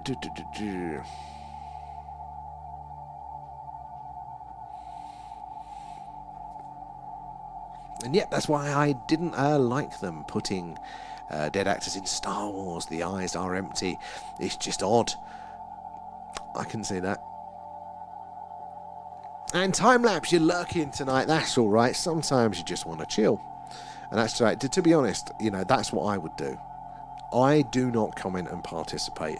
I keep myself to myself publicly. So I totally feel you lurkers there. And you're more than welcome to lurk. But we would love to hear from you if you do feel like it there. Hope you're well, though, time-lapse. And the local shop does 1.5 kilogram of broken biscuits there. And it's not pretty when I get into them again. I've just heard on the grapevine, the local Thornton shop. Well, it's a card and gift shop that stocks Thornton's range. They had a little fridge with all of the individual chocolates you could buy in. Well, apparently they've got rid of the fridge. It was costing too much to run. They weren't selling the chocolates, so they're now offloading bags of those individual chocolates they had as back stock. Right, a big bag of those Thorntons, individual ones. 50p. So sadly it was past closing time when the word got around, so tomorrow I'm in there and I'm buying them out. So and then I will complain about my everything and lack of teeth as well. And Janie, thank you for the heart for thank you already there. And apples when they're the right texture. I see fruit. I like fruit, but I can't do fruit. There's something about the temperature change, even if it's not been refrigerated, that when I bite in, I've got incredibly sensitive teeth so I can't do it. I can't do it. I can have fruit flavoured things or bits of fruit in stuff, but I can't just do raw fruit, even if it's like room temperature. Teeth won't have it. I know, V. I know. Pickled cockles. My old man was very much into it. I'm not a seafood person, but I haven't given it a try, so I can't fully say. But something about just seafood, I'm like, blame Alan for eating them. Be fine. Alan gets a little beer gut like me. I swear, almost every time I join, we end up talking about sweets. It's at least, Shannon, what was last night, guys? It definitely went off the hinges, didn't it? There, it went off the rails. It was getting pretty smutty, I think, at some point. I was at the night before there, and get to B&M and get the Milky Bar mini egg, because I didn't know they did those. Now, B&M is dangerous. That entrance aisle, right, where it's full of the. I heard you like this brand, but here is it in a totally different product range there. So like your slush puppy straws and your you God knows whatever it is put into some sort of weird food variation there, you know, like I'm like, a bright colour, a product I haven't seen before, I must try that. And then they've got like 12 in the range. You forgot about that. And I'm a seafood person in the sense I see photo of it, Ben. Pretty much. Oh, where are we? There as well. And I love fish there. I love smelly food like stinky cheese and strong bird. See, I can't do the stinky cheese there. Like it's just too smelly for me. I just can't have it in the fridge. So I think that's probably where the fish stuff comes from as well there. B&M is dangerous. I go in for a light bulb and come out of a trolley of stacks. Yeah, it is far too. I liked it. Luckily, it's slightly out of my way here because we didn't have one in Southend. So I could keep away, I could keep clear. But we've got one in town now, but it's just slightly out of my way. Although I do need to go there soon. So that'll be it there. I saw drumstick air fresheners the other day. And what do they taste like, Kate? That's the other curiosity. Come out, 20 new random cups of that. Exactly. Oh, I'm fully on board with Doritos there, Shannon. I can fully appreciate that. Now I want Doritos. I am so impressionable with these things. That's the problem. If I see somebody like on a film light up, then my immediate reaction is, yeah, I need to go out for one. You guys mention a snack. I'm like, yeah, I do need that. So impressionable there. Can you start like, you know, just suggesting positive and healthy things, and maybe like you'll have that rub-on effect. Like, I'm going for a run. It was lovely. I'm like, yeah, I go for it. It's not going to work, is it? Doritos and dip a million times over. The dips are so expensive. No, you got to get the off-brand ones. You can't afford the Doritos ones, but definitely. Shower gel as well. I'd be too tempted to eat it. I'd be that guy. I did try Lush once. Like, I know you're not meant to. I know, but I was just too curious. And it is horrible. I'm the guy they put the warnings on the products for there. Thank you for the heart. There, Amanda, how are you doing? It feels like forever. I've been so... Oh, sorry to hear that. Quite a few people are really suffering with things at the minute. I hope you're feeling better, though. It's horrible. But hopefully we'll be doing a gaming stream soon. I was meant to do it tonight, but I totally forgot.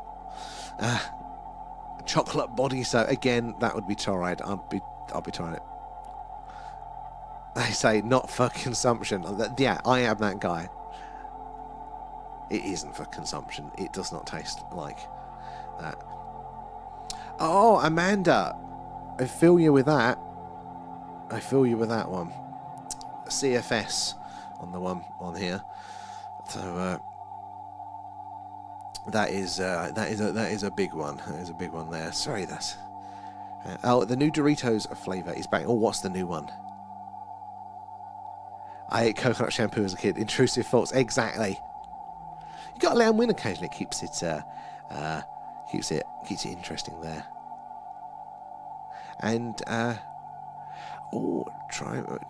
Oh, I can't even pronounce that one. I've heard of that one, but I don't know that one. I've heard of it. It rings a bell. Yeah. I licked a salt lamp once. Now that I haven't, but only because I don't have a salt lamp.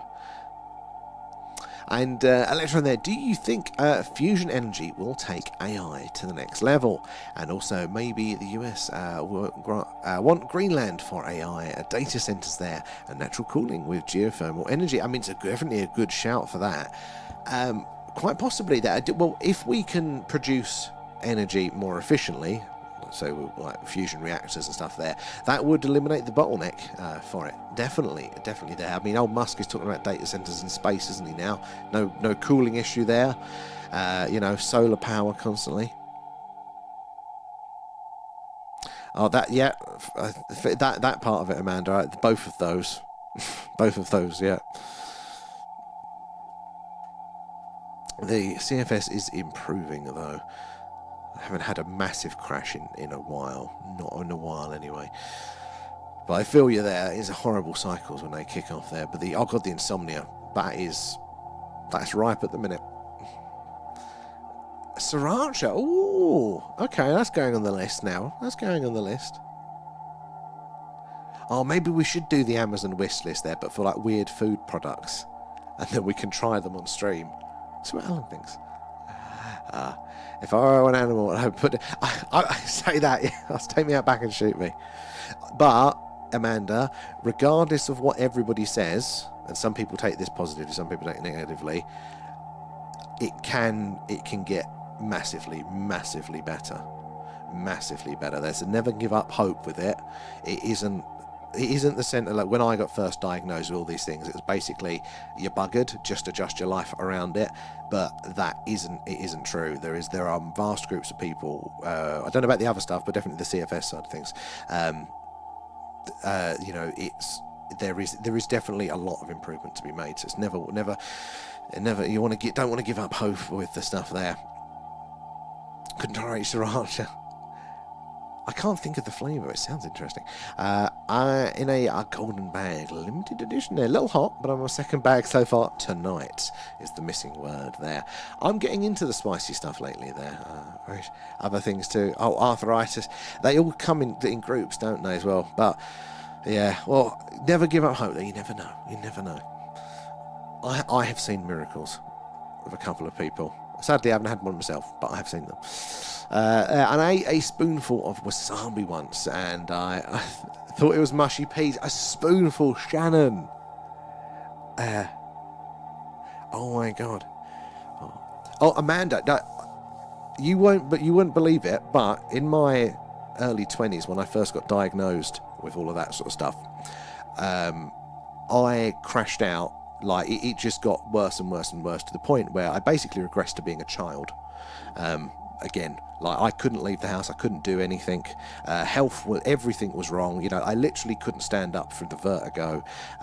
Brain would just melt with things. We mentioned it the other day about trying to process information. Sometimes the brain just wouldn't work.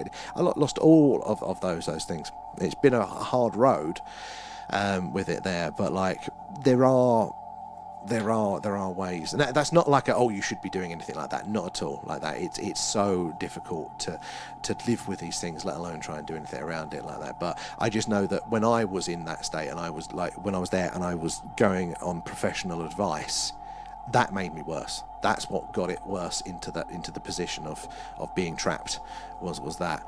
And it was only finding other people that had overcome it, and again, it can't say for all of the things, because all other stuff across things. I don't know the full picture there, but the few things that I can relate to, yeah, on those ones. So I do wish you well with that, because I know how awful that can be. And Carl as well, thank you for the heart there. It's not sauce, but minus it's hot sauce, but minus the hot sauce flavor. Oh, okay. So just hot, then. I mean, these days. I mean, I honestly, I'd lived in my bedroom for years. Like, I couldn't leave for that. So I feel it for those ones. Yeah, it wasn't employed for a very, very long time. Massively in debt, you name it. It'd all gone sideways. And it's taken a long road, but yeah, like, if there ever was like a thing, it's there. It's starving now, but I am, and luckily I've got no snacks in the house. There. Honestly, like this, again, everybody's picture is individual, so you can never say what's worked for some person. Is going to be work everywhere else there. So, like, I would never want to push. Because I know it's like people. Have you tried this? Have you got to try that? And it'll be work. You've just got to try. None of that bollocks there. But or you name it. That, I mean, diagnosis like this long back then. Like I was a wreck, an absolute like sideways wreck, physiological as well as the mental stuff, because it all kind of goes on top of it. It just piles on. When you're down, isn't it? Yeah, it's a very hard place to be. But the whole point is there's light at the end of the tunnel. Well, there can be light at the end of the tunnel. It's always worth just holding a little bit of hope for it. There, I made you ill there. We're going to blame the flat Earth there, okay? There. Oh my God, man, that honestly, and the people that are meant to help you when you're in that sort of stuff make it worse. 100% make it worse for it there. I went bankrupt at 21. I was the first person of 2012, I think, to go bankrupt in the UK. There, not just morally. The kitchen looking for snacks, NV. I need a little snack fridge here. I often think how dangerous that would be if I had a little branded fridge in here, stacked full of naughty things. There. My partner has agoraphobia there, and boy, I get stuck with an outdoorsy girl. And it's always the opposite. It's attract, isn't it, with these sorts of things? It is. Oh, well, thank you for popping in, Amanda, as well. And sorry you're experiencing that. I know it's absolutely awful there, but it's lovely to see you there. And I hope the flare-up flares down for a bit for you there. And social anxiety. I relate a little bit to that one. I go through phases. I either can't stand people in general, or I've figured out how to play the game. Like, you know, I'm fine with it. Putting on the mask. But I just don't like people. You lot are all right, though. It's like I honestly, I wouldn't have thought. I mean, I'm full-time employed now. You know, like just having that stability. You know, looking back then, just didn't even think it was ever on the cards. So that's why I'm really cynical of the professionals. Like, you know, like very cynical, because they all categorically said that none of those things would be possible at all. And yeah, if you'd listened, I just think how many people actually listen to that and then don't get a chance to progress. You know, how much damage is done by misinformed professionals there. And I miss you, missed you all, but we're always here, Amanda, for when you're ready there. And if you ever want to reach out privately, I'm sure I'm bloody useless, but you can always message there if you're having a tough one. I don't check my messages most of the day, but at one point I don't know when you're there. Oh, we miss you in the chat. We miss all the regulars there, but we'll catch you later, Amanda. And B, hello, thank you for the heart. How are you, B? How is it stateside there? And Ghosty Girl there. Which disorder are you talking about? Which one was it now? I can't remember now. So CFS was one of the main ones, but I mean, I can't even remember half of my disorders that I got listed at the time. It was. I remember going to various specialists, and they all conveniently said I definitely had what their speciality was there at the time. So, you know, there was a load. This as long as my arms there. But yeah. Where are we? Let's have a scroll through there, and time lapse there. Who else do you stream to? Oh, so we're also on TikTok and Twitch and YouTube all at once there. So that's why I'm bouncing between the chats and you guys get ignored, is when it gets busy on one or the t'other. Much more chilled on the tubes. It's definitely got their own individual vibes. And yes, it's just those ones there. You talk to people not in this chat now, yeah, you probably think I'm crazy. Yeah, no, we're over 3 places at once there. It's always good to have a backup. And there's weird that I'm just talking to myself. He's talking to Alan randomly. Actually, it has got up. It's got a little bit weird now, because during the movie club that we do once a month, we get Alan down. He watches the film with us. I found myself the other time on the chat in the Discord whilst we were watching the movie as the group there, and people would all mention Alan and would make a joke here or there, and I'll turn to Alan and go, V said this, or Carl said this about you.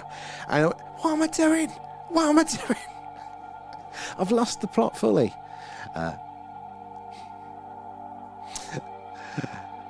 And I'm like that. Sometimes just want to go live in a cave on a moon there, in another solar system where there's no. Yeah, I have such a love-hate relationship. Like, I love our little community here, but it is such a refined community that you don't get. You just everywhere else in the real world is just. Oh, I'm just no thanks. just no thanks. For that, Brad, as well. What's that? Overreact. That's a cool little one there. Thank you for that. Where are we as well there? And just popping in, going through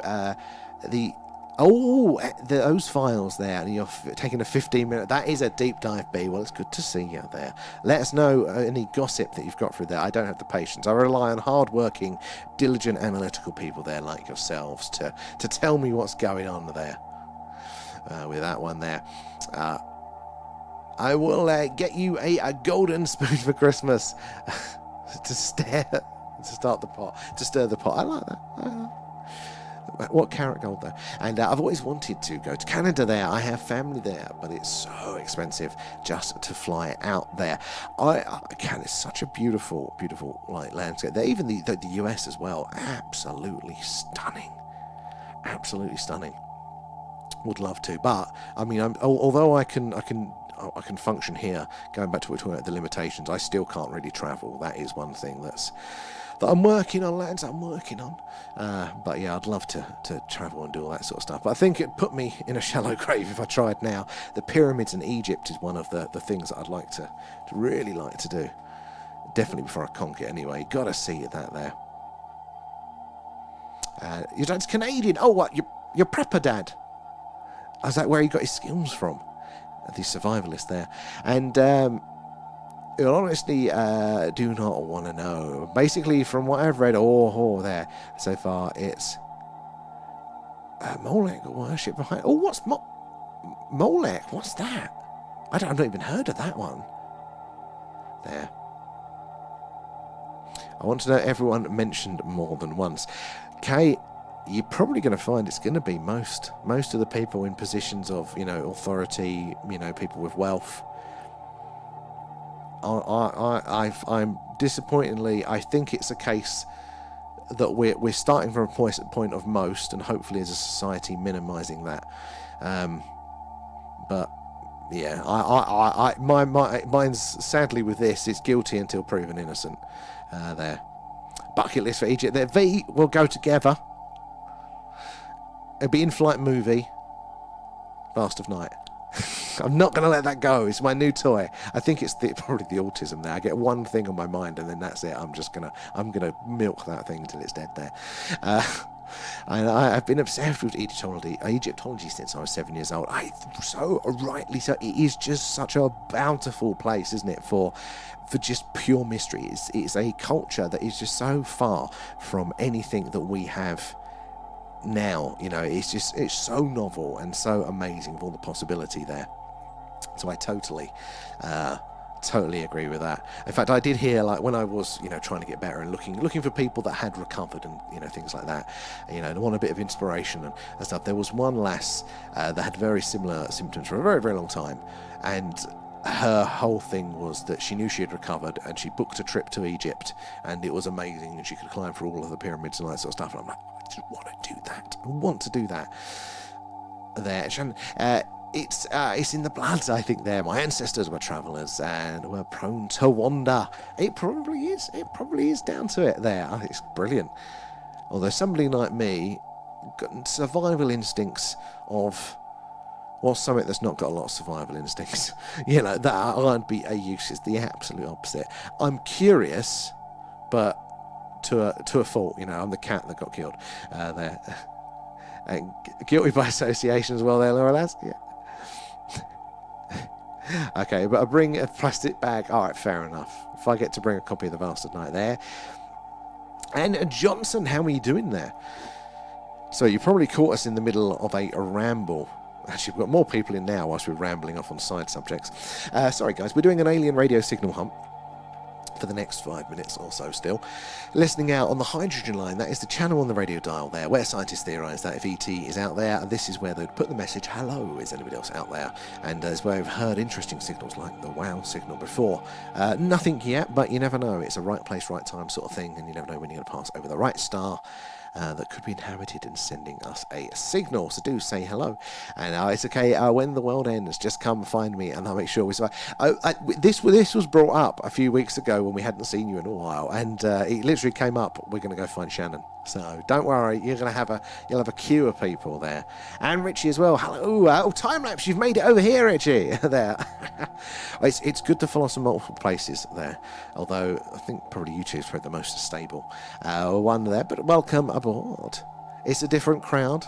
It's different groups mostly. And back down the rabbit hole you go there. Godspeed there, B. Find out on the other side there. What was the mole thing, though? I didn't... The mole worship there. Molech worship. What's that? Does somebody know what that is? Let us know. I'm very curious on that one there. All my eyes are going.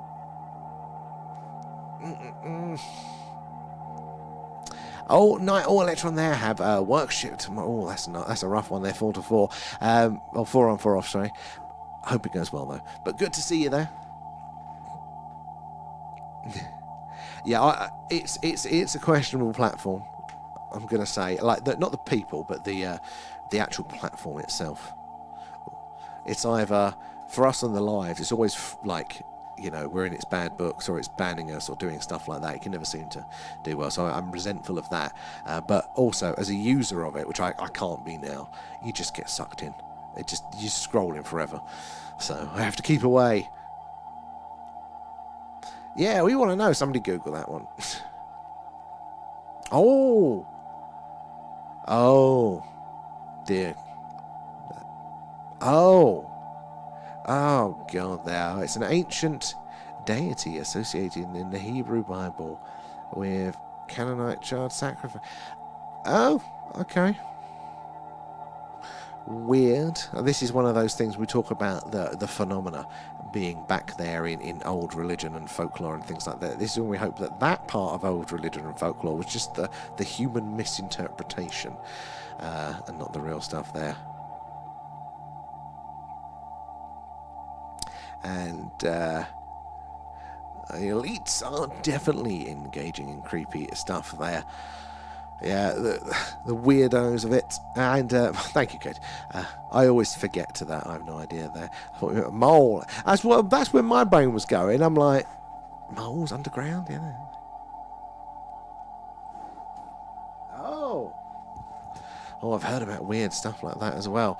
I mean, I hadn't heard that with the files, that sort of stuff before. I thought it was just all the other stuff, which was horrendous enough. But if they're adding that into the mix... God.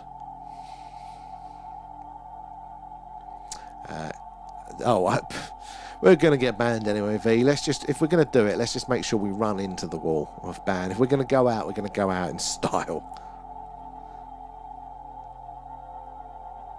We're gonna sing the full flight logs to the beat of what was it there? And bits and oh God, it's all there. Oh, don't worry, Brad. You got bit by a mole once. Oh, but they're so cute. And oh yeah, up. Yeah, go. I'll read it first. While I read it out, there is a deity or demon.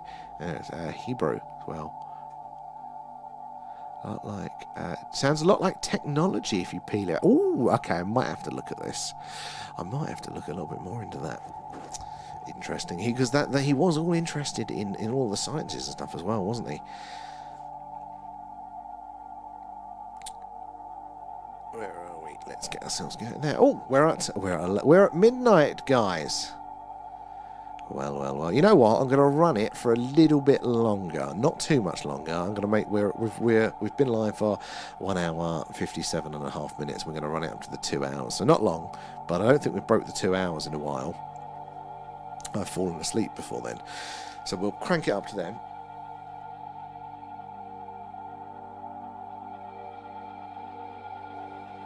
So now's a chance to get your comments in there.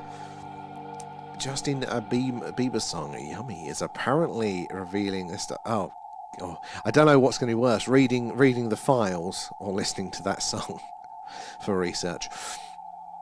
It was a plastic bag. He picked up the bag. The mold. Wait, it was in a plastic bag. I picked up said bag. Bit me. The bag bit me and a mold came out. What was he doing in a bag? Somebody had been to the shops. I'll have 2 moles, please. And then they just didn't want the second one. Bet he was outraged at you moving him there. They are so cute, though. Not the star-nosed moles. They freak me out. That is something. That's one of those like phobia ones. Have you seen the star-nosed moles? Yeah. Google it. It's horrible. Is what the epi man on the island was into there. Achieved 9 out of 24 goals. Why are there 24 goals? What the hell is TikTok playing here? Thank you for the completion there. It just popped up saying that. I was like, what even are these goals? What? There's only 3 there. You can also tell that. Oh, it's individual ones. I get it, yeah. Okay, so I'm sorry, I'm still just learning how TikTok works. There. Okay, Shannon has a reason to be afraid of carrier bags there. Could be a mole. Maybe that's what I was intuitively worried about there. The risk of mole attack there. I thought moles were friendly. Like, there's not the Towers of Farthingwood there. I'm thinking of, oh God, my brain's going there. You can tell it's getting to midnight there. Probably the way that Shannon aggressively picked up the carrier bag. Yeah, it probably does. I might be able to edit it. I'll let TikTok do its thing. The mole attack of the moles. Yeah. It's not like Stephen King's The Birds. It's Shannon's The Moles. It's like an inverted The Birds. It's not Stephen King, is it? It's old. Stephen King's far too old for that. It's Hitchcock. Anyway, I've learnt some things tonight from you guys. A, moles are dangerous, and B, this sort of weird worship stuff there. Animals of Farthingwood, that was the one. Traumatic childhood things there. Does anybody else remember Hammy Hamster by the riverbank or something like that? Tales of the Riverbank there, and it's Hammy, and they had real animals. They had these little riverside sets, and they'd have a real hamster, a real guinea pig, and stuff like that, and then they would all interact, and they'd just voice the hamster going around its day, and they went on an adventure in an air balloon and stuff, but it was all real animals. God knows how many animals they went through to make that one at the time. The movie The Birds traumatised GV. I mean, it's a classic. I suppose any animal will bite if it feels threatened. This is true.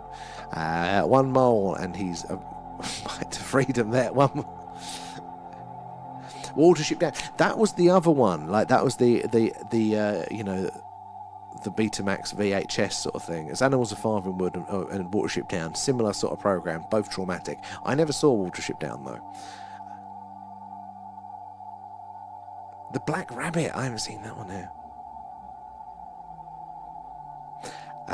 My sick self called my first rabbit Bright Eyes.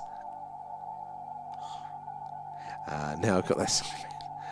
And where are you there, Scotland? How are you doing? There. Do you trade stocks by any chance? Not really. No, I haven't got the money for that. Got to have money to invest.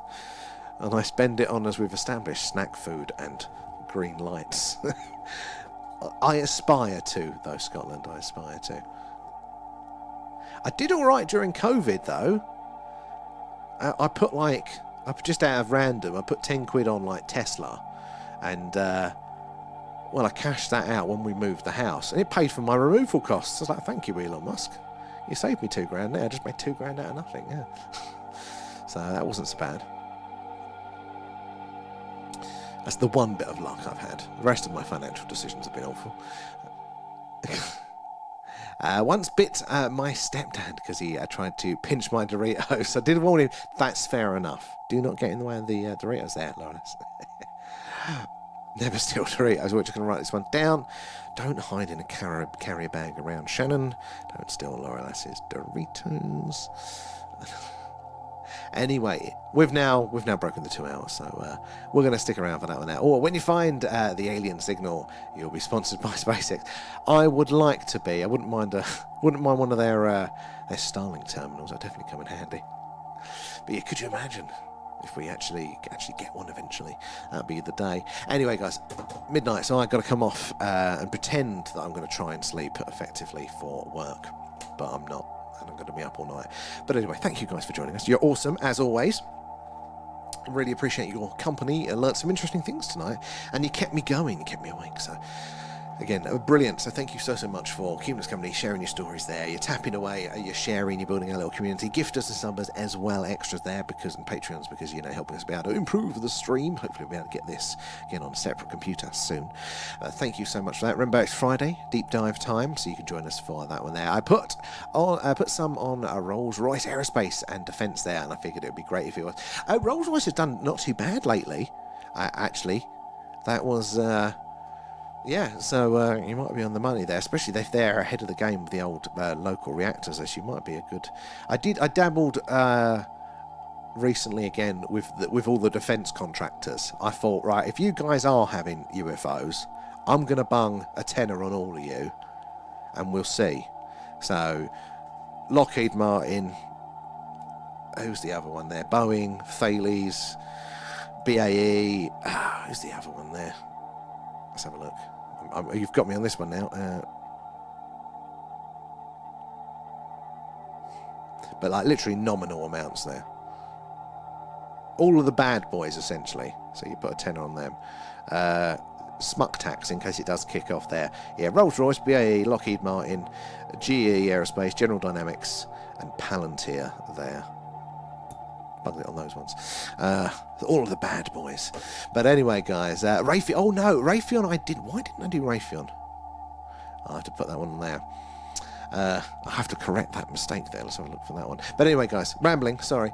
Good night. Thank you again, everyone. Bye bye.